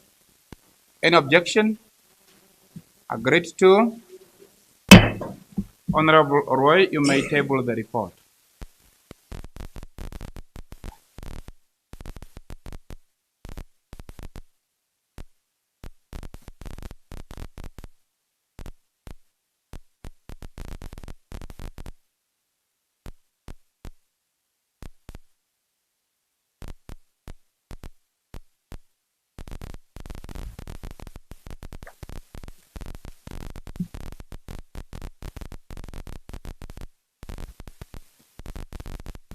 As you reach your space, please continue with the motivation. Honorable Chairperson, honorable members, I go by the name Iswaran Roy, member of the Namibian Parliament National Group to the Parliamentary Union, which is the IPU. I rise before this House today to present and motivate the report of the Namibian Parliamentary Delegation to the 152nd International Parliamentary Union, IPU Assembly, and related meetings. Convened from the 15th to the 19th of April 2026 in Istanbul, Turkey. The assembly was attended by the members of parliament from both houses of parliament and brought together over 1,400 delegates from 132 countries, including speakers, deputy speakers, women and young parliamentarians, as well as representatives of the United Nations and other international organizations.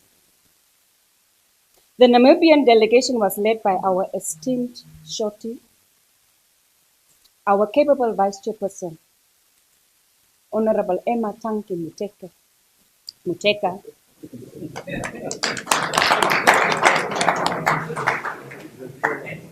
and comprised of Honorable Bethel Chavionja,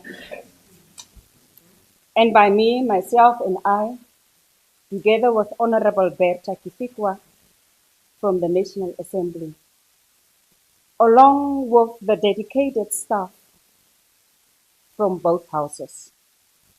Now, Honorable Chairperson, honorable members, the Assembly deliberated under the theme, Nurturing Hope, Securing Peace, and Ensuring Justice for Future Generations, where we were addressing pressing global challenges such as peace and security, climate change, migration, digital transformation, gender equality, youth empowerment, and inclusive governance.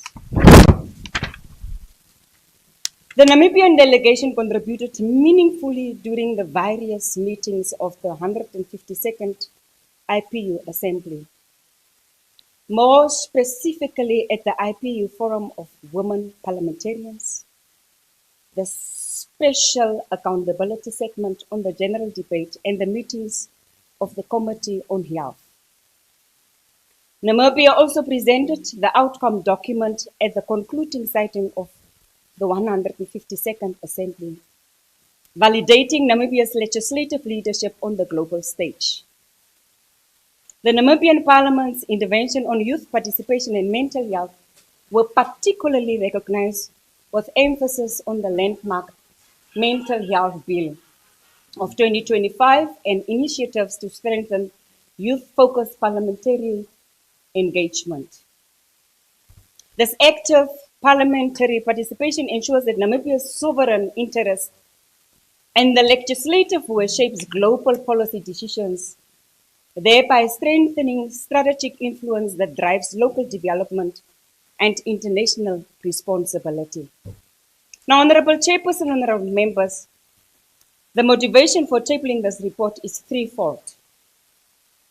Firstly, to ensure transparency and accountability by informing the House. I'm not sure it's what is actually happening. There is a phone that is not on silence. If it is giving trouble, perhaps the owner can just go out and sort it out before we proceed. Honorable Chairperson, it's a But it's new okay. phone. Yes. You may proceed. Yes, My thank you so apology much, for that. Honorable Chairperson, honorable members. The motivation for tabling this report is threefold, as I said. Firstly, to ensure transparency and accountability by informing the House of Namibia's contribution and engagements at this global parliamentary platform. Secondly, to align Namibia's legislative and oversight agenda with international resolutions and commitments adopted at the Assembly. And thirdly, which is the last one, to strengthen our role in regional and multilateral cooperation, particularly within SADC and the African Geopolitical Group. Honorable Chairperson, honorable members, taking into consideration the engagements and findings gathered from the 152nd Inter-Parliamentary Union Assembly and related meetings, Namibia must fast-track the mental health bill, which is in front of us, to strengthen health frameworks, secure technical assistance to build parliamentary capacity, and develop digital and AI governance policies to protect legislative data. The delegation further urges institutionalizing youth and gender inclusion to reflect international standards while adopting proactive parliamentary diplomacy frameworks to advance Namibia's role in regional and global stability. The Assembly concluded with the adoption of the Istanbul Declaration, reaffirming the IPU's mission to strengthen multilateralism, inclusivity, and resilience. That word, that one.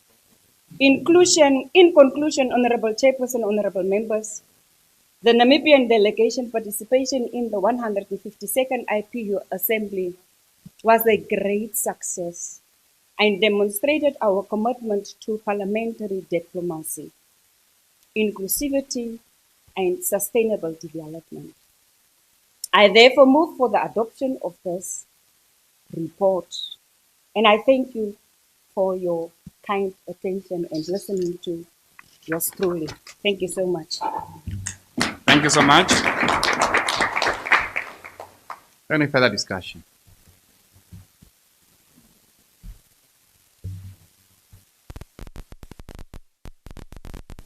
I see none. Honorable Roy, your last word to the members and the nation. Honorable Chairperson,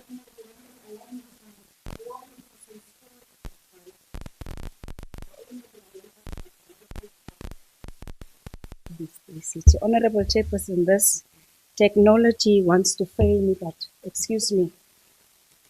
Now, Honorable Chairperson, honorable members, allow me to sincerely appreciate the honorable members and the Namibian nation listening to me, or who has just listened to me, for the interest shown in this report. I trust that the experience and the recommendations contained in this report will contribute meaningfully to strengthening our parliamentary work and Namibia's continued engagement on the international stage. I thank you.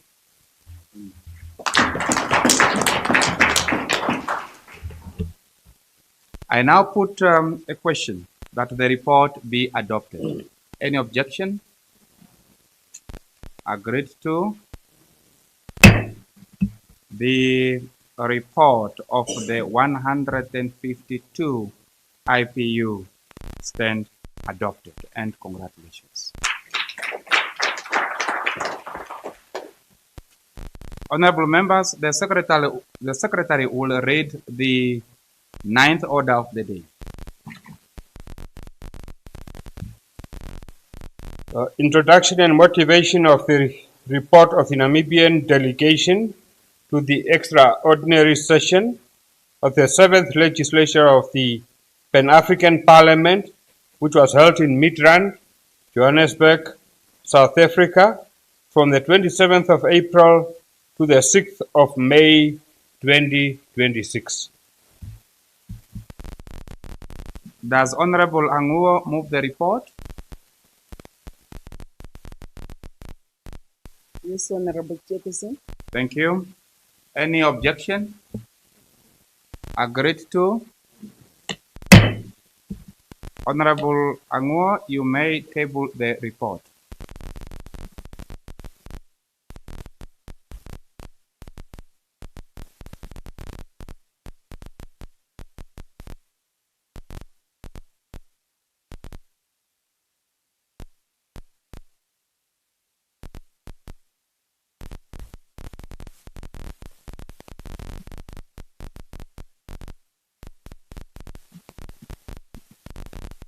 Please continue with the motivation.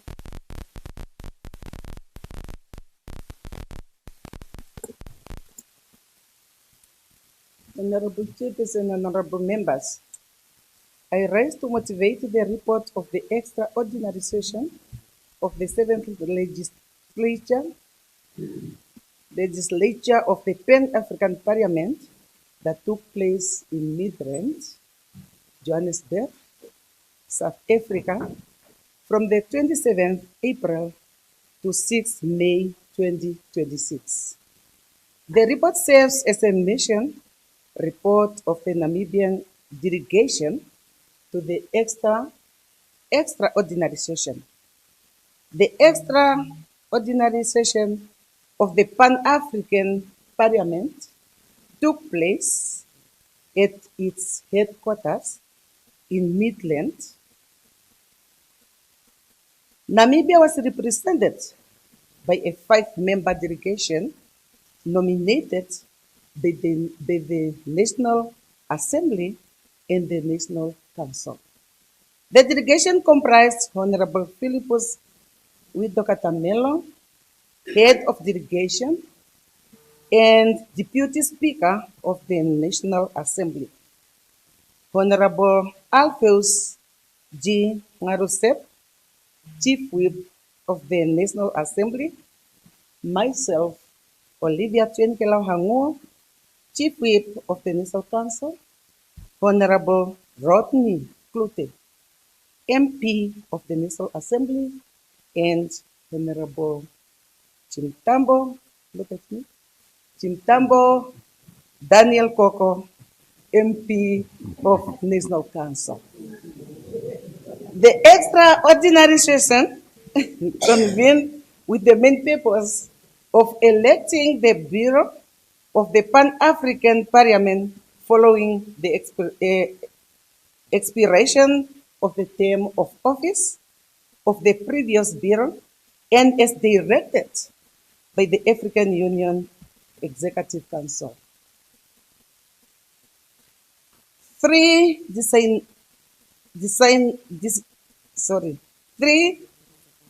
designated members from Namibia were sworn in as members of Pan-African Parliament, amongst other members designated from other countries.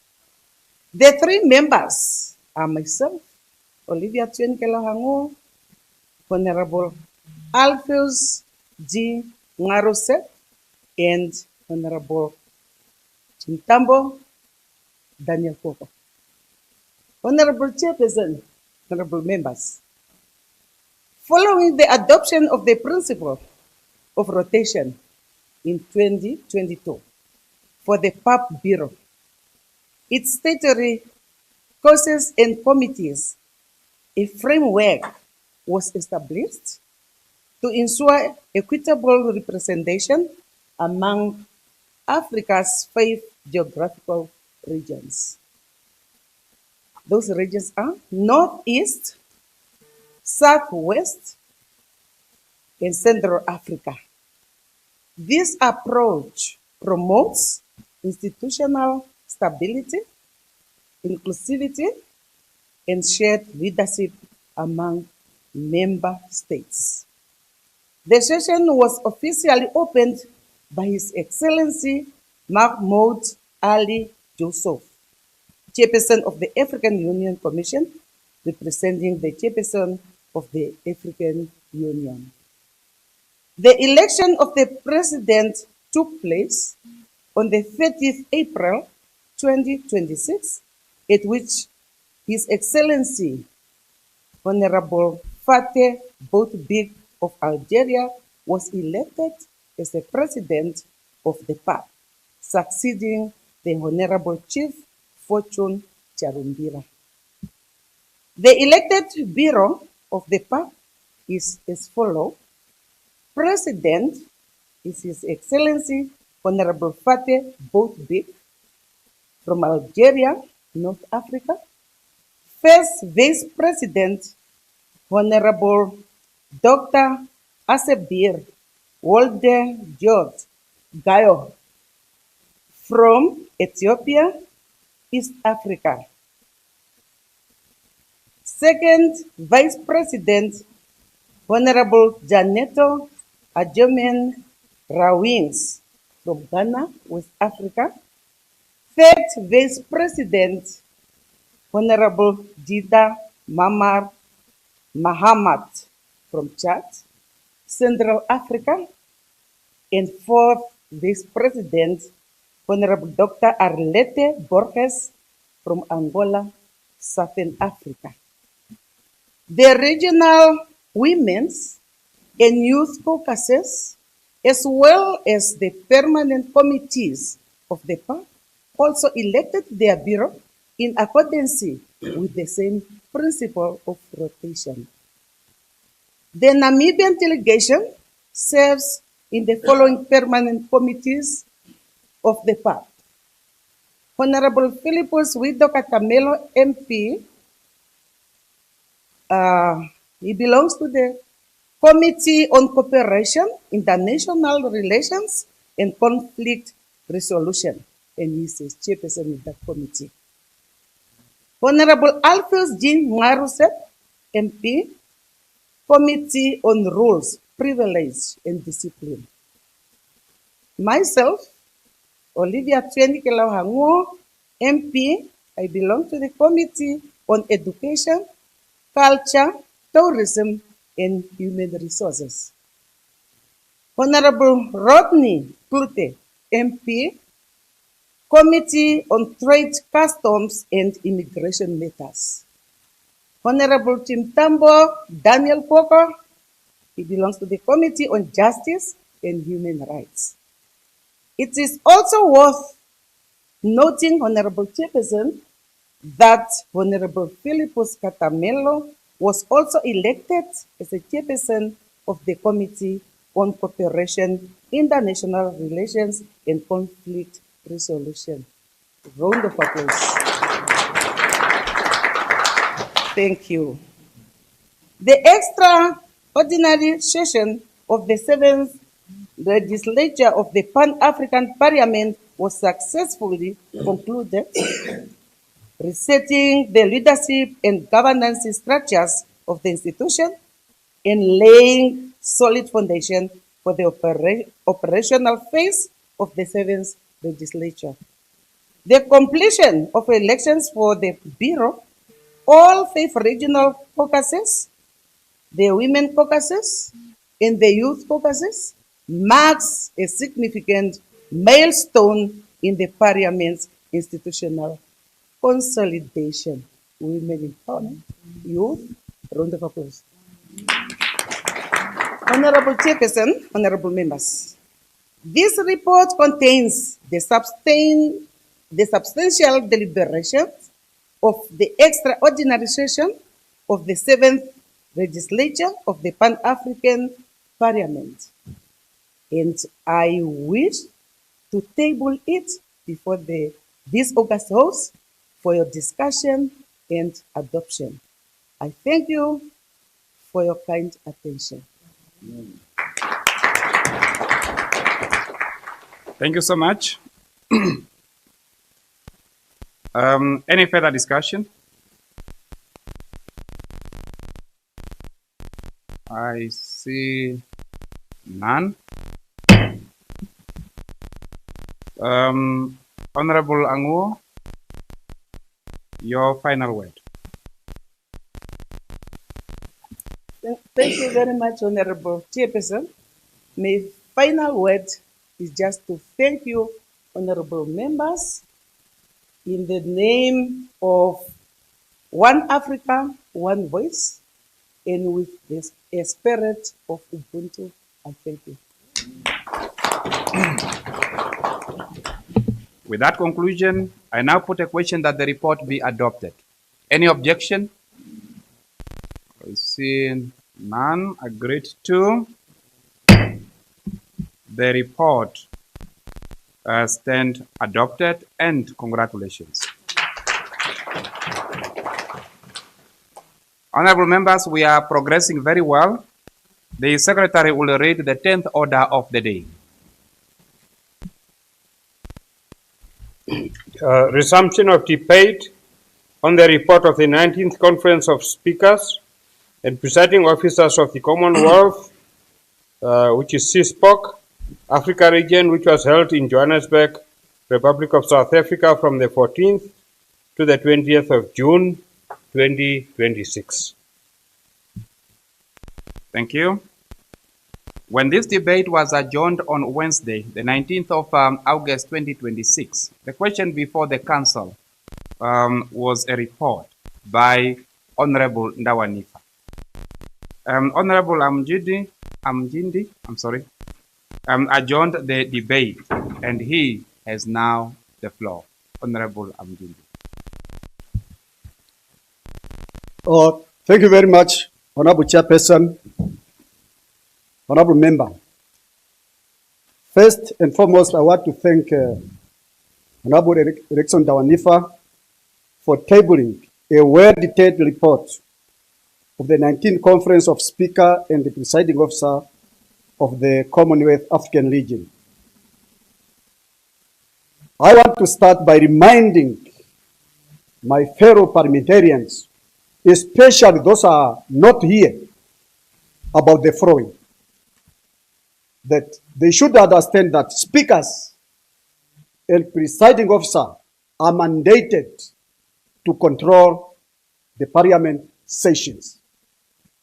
They have also to understand that speakers and presiding officers, they have to make sure that all issues to be discussed in the chamber are for the public goods and public interest, which are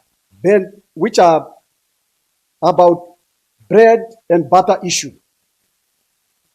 They must also understand that Parliament is about passing law that addressing the public challenges. Therefore, parliamentarians must refrain from attacking speakers and the presiding officers, as well as attacking each other unnecessarily for cheap politics. Therefore, Honorable Chairperson, Honorable Members, I went through the reports and I want to focus my debate or my contribution, want to focus more on recommendation number 4 and the recommendation number 5. Recommendation number 4 is talking about modernizing parliament rules and procedure and the institution system. And I'm happy it's already started when we had a meeting yesterday. We have seen a chairperson under the leadership of the vice chairperson. We have seen how to institutionalize the parliament institution. But it also talks about rules and procedure. And the recommendation number 5 is talked about institutionalize continuous professional development for MP and parliament with the emphasis on oversight, public finance, ethics, research, and emerging technologies. My contribution now is to focus on the word ethics. Honorable Chairperson, honorable members, as parliamentarians, our mandate is to assess service deliveries, budget implementation, compliance with the law, rules and procedure, and accountability. I was very much disturbed to see some of the honorable members, when they carry oversight, they display party symbols during oversight. And that one can shift the focus from issues affecting our communities to politics. This distracts our constitutional mandates and the oversight objectives. Honorable Chairperson, honorable members, in order to protect the dignities and the credibility of the Parliament, I propose that during official oversight engagements, parliamentarians must present ourselves in a non-partisan manner as a part of institutionalized professionalism. I respectfully suggest that as parliamentarians should avoid party regalia during oversight to ensure that all ministers, council officials, staff, and the public engage with us as representative of the Namibian people, but not as representative of a single political party. As I have seen some putting their regalian, we should refrain from that. By refraining, putting party regalian or showing party regalian, it helps us to stay impartial, keep the focus on the service delivery, and protect the image of Parliament. It is my understanding, Honorable Chairperson, Honorable Member, once the well-detailed recommendation of the report fully implemented, more bills will be tabled in the National Assembly and referred to the National Council for review for the benefit of our Namibian people who sent us here to represent them to pass law, but not to gain cheap politics. With this support, with this contribution, I support the report of the 19th Conference of Speakers and the presiding officers of the Commonwealth African region. I so submit and support the report. Thank you. Any further contributions? I see none. Honorable Ndawanifa, do you wish to reply? Yes, Honorable Chairperson. You may go ahead. Honorable members. Thank you very much, Honorable Chairperson. I wish to reply to the comment of Honorable Amchinti that all the comments were relevant and well placed because they are following the provisions of the report as how parliaments in our continent, in our country, and their parliamentarians, how they should conduct themselves, how parliament should react towards the call of the public. Therefore, all the comments and contributions towards the reports are very much relevant, and I would like and request the Honorable House to accept this comment and also to accept this report by adopting the report and as well as for the implementation. However, Honorable Chairperson, I just want to emphasize to say, whatever goes wrong in terms of service delivery, it has to be a question to parliaments, because parliaments are the houses where laws are made to address the issues of public interest.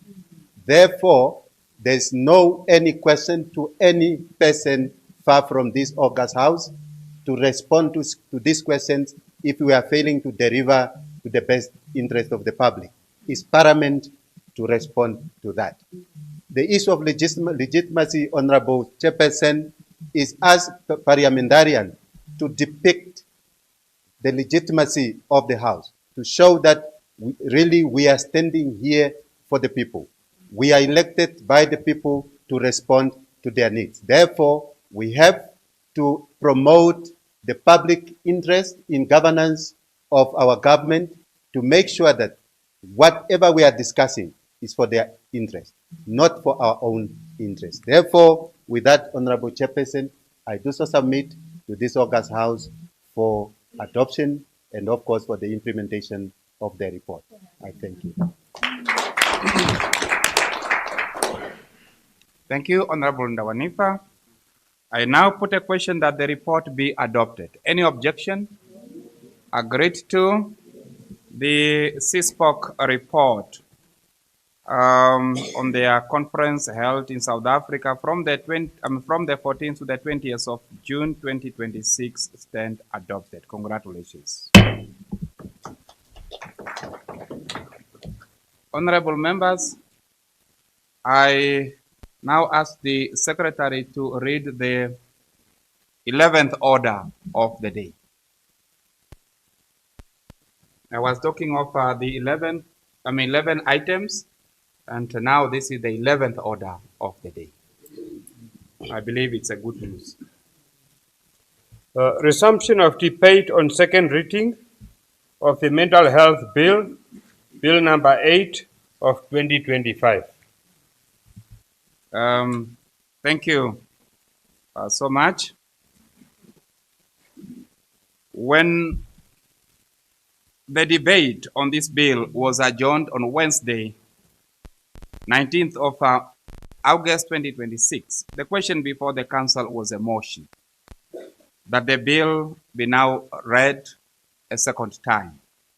Honorable Muteka adjourned the debate, and she has now the floor. Thank you very much, Honorable Chairperson. Good afternoon, Honorable Members. Honorable Members, good afternoon. Thank you. Honorable Joseph had set the trend, so I'm just following in his footsteps. Honorable Chairperson, I rise today to make my contribution to the Mental Health Bill. Firstly, Honorable Chairperson, Honorable Members, allow me to take this opportunity to commend the Honorable Minister of Health and Social Services for bringing forward this very important piece of legislation, particularly because it seeks to repeal the outdated Mental Health Act of 1973 and replace it with a framework that recognizes dignity, autonomy, human rights, and the well-being of persons living with mental health conditions.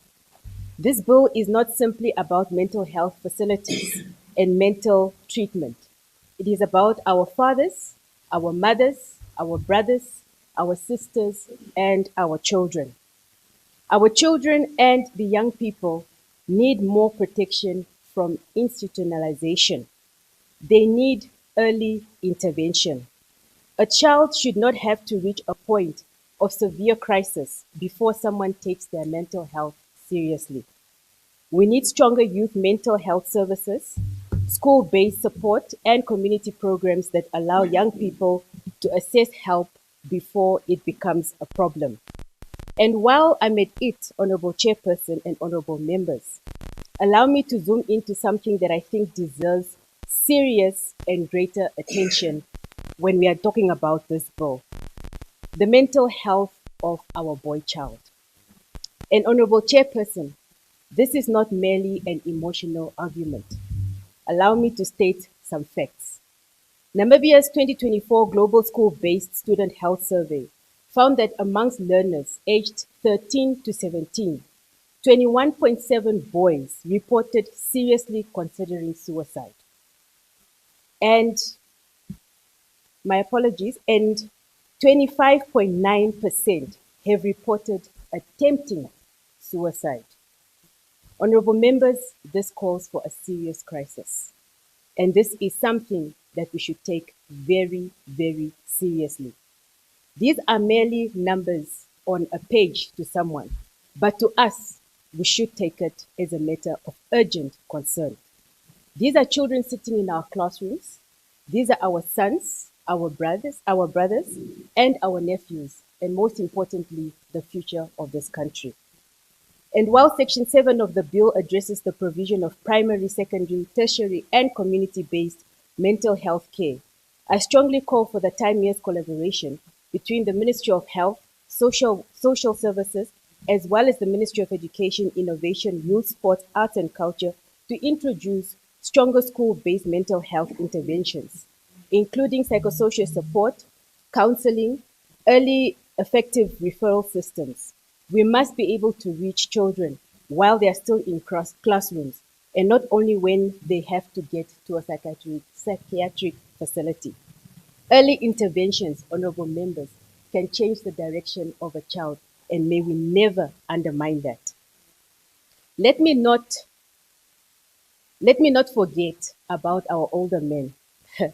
Honorable Chairperson, I empathize with our men, and I want us to zoom into an area that some of us are probably afraid of talking about. Our men who are carrying burdens that we do not talk enough about.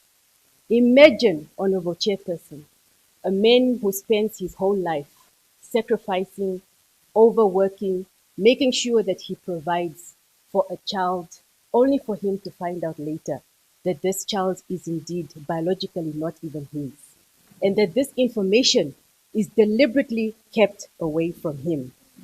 If that man was never taught anger management, and if he was never given access to counseling, if he has never had a safe space for him to express himself, to tell his story, to express how angry, how hurt he is, Honorable Chairperson, then how do we expect him to deal with this crisis?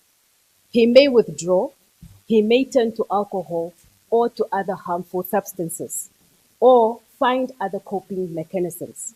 He may become aggressive, and some of these issues lead to the much dark disease that we call in this country GBV. Honorable Chairperson, we must acknowledge that other devastating possibilities are underlined here, that this anger might turn this very same man to end his life. I am not saying that this is an excuse for violence or to justify the actions of anyone who harms another person. I am saying this because prevention means identifying the pain before it becomes a tragedy. We have lost far too many people, especially the boy child. We cannot tell men to be strong and then be surprised when they do not know how to process pain. We need anger management programs, accessible counseling, psychosocial support, and safe spaces where both men and where both men and boys are able to learn how to deal with rejection, betrayal, grief, financial pressure, and emotional trauma without destroying themselves or the people around them. Mental health intervention must begin after the person has Mental health must not begin after the person has begun a process that is irreversible. Honorable Chairperson, honorable members, language must also be at the heart of mental health awareness. Section 8 in the bill provides for public education requires practitioners to inform the patients of their rights, to regulate promotion of mental health in various public sectors. But information is only useful if people really understand it. Mental health campaigns should therefore reach our communities in languages spoken by those that are within our communities, so that they understand exactly what is being said. And this does not exclude sign language, honorable members. In many of our communities, depression, trauma, and mental health related conditions are misunderstood and more often associated with weakness, spiritual problems, or shame. We must reduce stigma. We must speak to the people in a language that not only reaches their ears, but their understanding. Mental health education must be culturally sensitive and accessible, particularly in areas and underserved communities. Further to that, Section 28 provides for the establishment of review boards. And I recognize the importance of having independent bodies capable of reviewing matters affecting patients' rights, treatment, and liberty. However, Honorable Chairperson and Honorable Members, I believe the bill should rather provide for the establishment of a dedicated Directorate of Mental Health within the Ministry of Health and Social Services, properly staffed with full-time professionals. Such a directorate would provide continuous coordination, policy implementation, monitoring and evaluation, professional development, data management, community-based programs, rehabilitation, referrals, and oversight. The review board can continue to provide its independent review function, but day-to-day operation and development of mental health system should not depend on part-time structures. Instead of continuously spending resources on sitting allowances while still struggling with shortages of specialists, we should consider investing those resources into permanent positions and building a professional health care workforce. Honorable Chairperson, honorable members, a policy cannot diagnose depression. A policy can never ever diagnose depression. However, people do and people can. This is why I call for the prioritization of postgraduate scholarships and fellowships in psychiatry, clinical psychology, psychiatric nursing, and psychiatric social work, and even extended to mental health law studies when it comes to representing individuals in legal settings related to mental health, to be treated as an investment in our country and the well-being of our citizens with utmost urgency. Because a healthy nation is not a nation with healthy bodies. I therefore support the bill, Honorable Chairperson and Honorable Members, while urging that it does not become a law that manages mental illness, but that it becomes a law that protects lives, restores dignity, strengthens families, and builds a mentally healthier Namibia. With those few words, I thank you and I so submit. Thank you so much, Honorable Muteka. Any further discussion? I see Honorable Garwap's hand.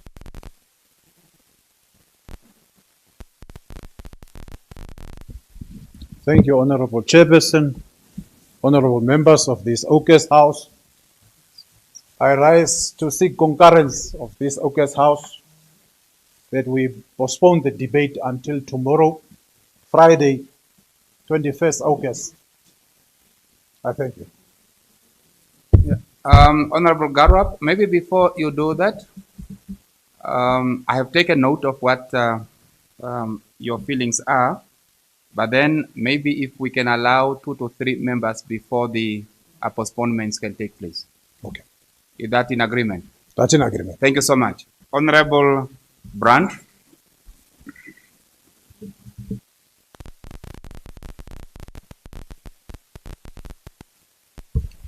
Thank you, Chairperson. And first of all, allow me to apologize for the technology and my fingers.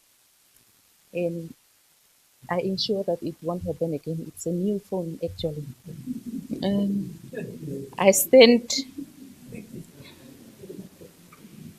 I rise today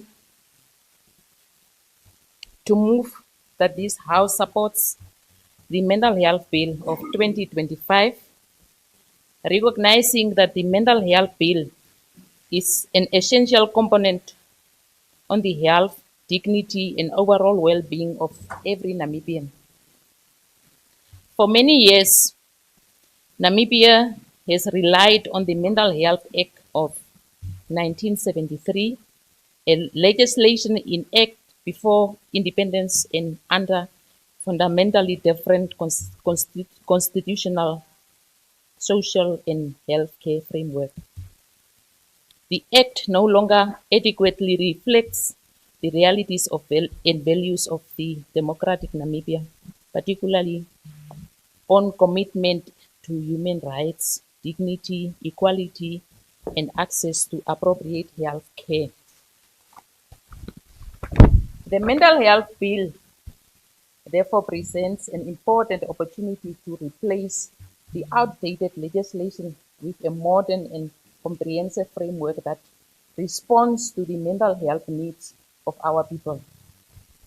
Honorable members, Honorable Chairperson, one of the major concerns facing Namibia is the shortage of mental health professionals, specialized services, and appropriate training facilities.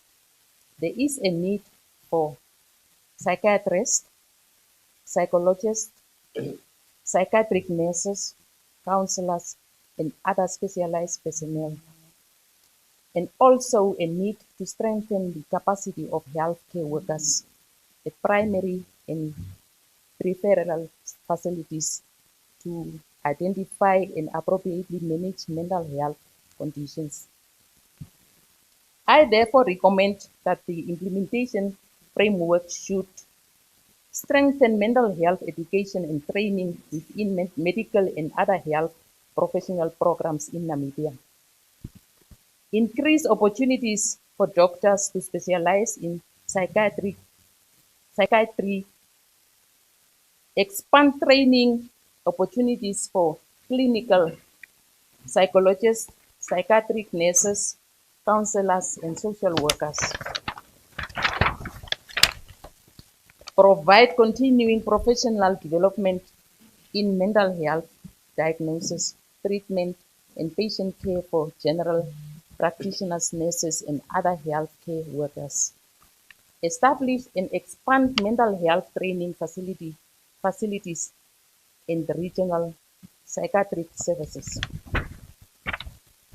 Invest in regional and community-based mental health facilities so that specialized services are not concentrated primarily in Windhoek and Oshakati. Ensuring adequate and sustainable funding for mental health infrastructure, human resources, medicine equipment, and related services. Mental health care must be brought closer to the people. A person living in a rural or remote community should not have to travel long distances to receive basic mental health support or specialized treatment.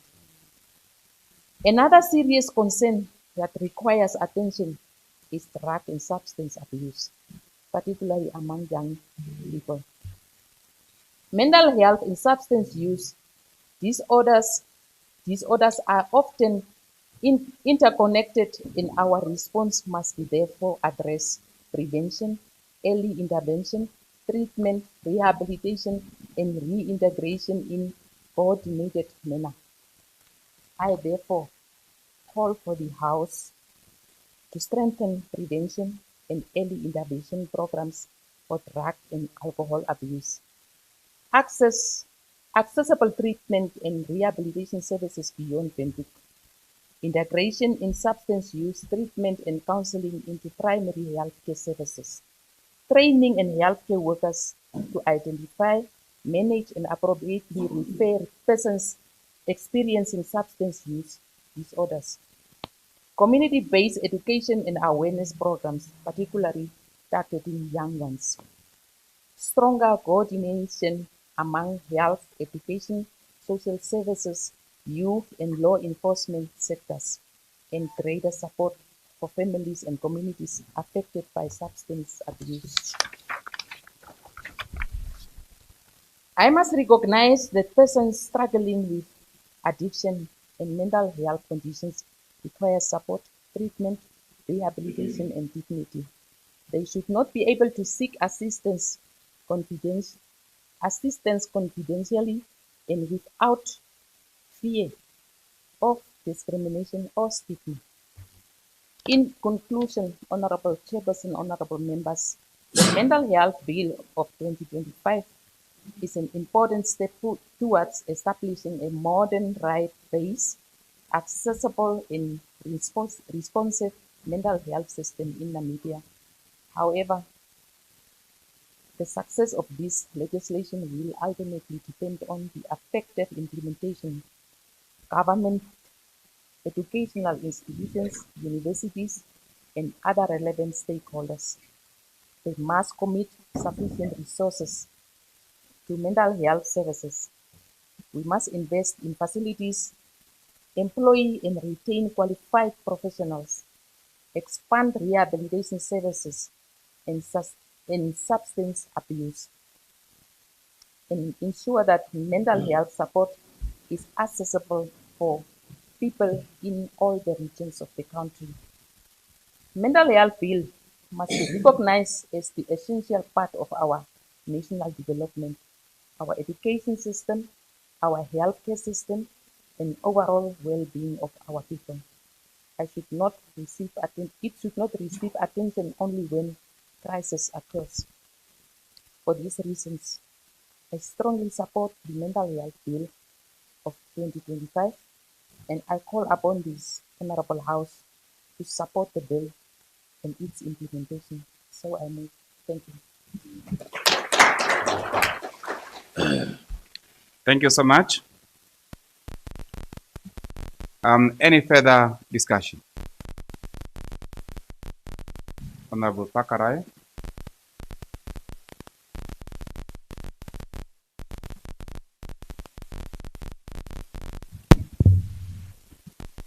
Thank you very much, Honorable Chair, honorable members. I rise to support the Mental Health Bill, Bill number 8 of 2025. Honorable Chairperson, allow me to walk you through the following 4 areas. 1, the policy purpose and orientation of the bill. 2, what this mental health bill must prioritize. 3, policy intent of the bill. 4thly, policy implication of the bill. This mental health bill is aimed to enhance operational effect to the mental health services and professions. Once enacted, it will complement the Namibian constitutional rights, the UN Convention on Rights of Persons with Disabilities. It will also translate the World Health Organization quality rights standards into enforceable rules for daily practice in health facilities, community settings, courts, correctional facility, and police operations. Therefore, this mental health bill must prioritize community-based care and access in rural and remote areas. Many Namibians in regions like Omaheke have no access to psychiatrists. We need trained mental health nurses and social workers at primary health centers. Specialized nurses' qualifications are not remunerated in state health facilities, and moreover, psychologists' pay grade is low, and hence they do not stay longer in the public service. It is necessary that this bill must prioritize the above-mentioned anomalies. The school mental health programs from grade 6 and upwards. Although many schools have life skills teachers, they are not well equipped on mental health counseling services. Therefore, school mental health program must be made mandatory in all schools. Early intervention will prevent bigger problems later. See, support for families and caregivers who care for people with mental illness carry a heavy burden. The bill should provide for support and financial assistance. There are currently forgotten caregivers who do the most work while relying on the state-provided grant given to the recipient. Honorable Chairperson, honorable members, integration with traditional and faith leaders. The bill should create a referral system between traditional leaders, churches, and clinics, and not treat them as enemies in order to demystify the wrong cultural and faith-based perceptions vis-a-vis mental health disorder. I'm echoing the Honorable Vice Chairperson Mutega that data collection and reporting. We need a national mental health register to track cases, suicide rates, and treatment outcomes. Without data, we cannot plan or budget properly or ensure sufficient staffing in mental health sectors. Report should be made public every year. Crisis and suicide prevention hotlines. I was moved yesterday, Honorable Chair, you are right, by the story shared. A free line 24 hours national mental health line in a multiple language must be established. It because many people die by suicide because they had no one to call, particularly in early times of depression. If you just got Funding your and deep budget breath, allocation, the bill must be backed by a specific budget line. At least 5% of health budget should go to mental health services to ensure broader equity and accessibility to all those who need the services across the country in all 14 regions. At policy level, the bill replaces discretionary and informal practices with clear procedure, safeguard, and accountability. Therefore, the policy intent is to standardize the quality and ethical balance of mental health services nationwide. What are the policy implications? One, mental health care becomes a regulated public service standard similar to water, electricity, or education, and no longer depend on facility, culture, or individual discretion. Patients under this bill are recognized as right holders, not passive recipients of care. Therefore, aligning Namibia with modern disability rights jurisprudence is key. Electroconvulsive therapy is treated as a regulated medical exemption, not a routine behavioral control tool. The bill, honorable members, addresses a historical neglected area, embedded human dignity into institutional practice. Loss of liberty becomes procedurally exceptional, reversible, and not open-ended or informal. Therefore, reporting obligations as proposed, the board must submit reports on their activities in order to create a feedback loop to health system and effective policy monitoring at ministerial level. In conclusion, Honorable Chairperson, honorable members, the mental health bill represents a transformational reform from institution-centered to a person-centered care, from a discretion to a rule-based governance, from isolation to community inclusion, from a weak oversight to a multi-layered accountability. The provisions within this bill, Honorable Chairperson, I have read this bill from cover to cover. The provisions within this bill itself are internationally robust, constitutionally sound, and future-proof. Therefore, Honorable Chairperson, honorable members, I support this bill. So I submit. Thank you. Honorable members, thank you so much for that contribution. We have recorded about 5 members who wish to further contribute to the second reading of this bill. However, because of the next meeting that we have, all of us, I seek your indulgence for me to align this decision, or my decision, to the suggestion made by Honorable Garwap, and if so accepted, I would ask Honorable Garwap to repeat what he wished to say. But let's find out first before you stand up. Is that in agreement? Yes. Thank you so much, Honorable Garwap.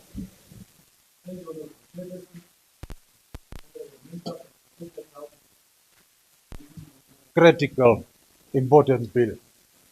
And I seek the concurrence of the August House that we postpone the debate until tomorrow, 21st August.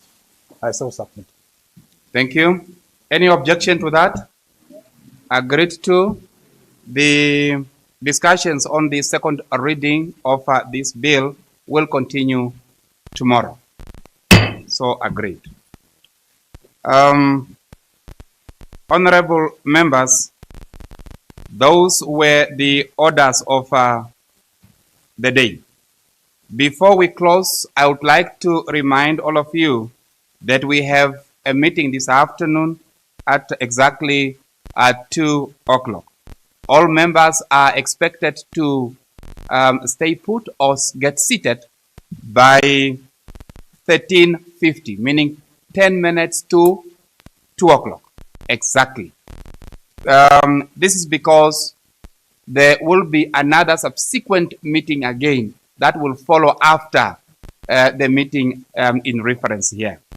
The meeting that I'm talking about, which is going to start at 2 o'clock, will be held in the conference room G4. I believe all of us, if we can take note, and I have requested the secretariat to load that or to upload that on our WhatsApp group, so that every member, those that are here and those that are not here, be able to attend the 2 o'clock meeting. Honorable members, it is in accordance with Rule 30, Sub-Rule 1 of the National Council Standing Rules and Order that I adjourn this House without a question being put. The House stand adjourned until tomorrow 9:30 sharp.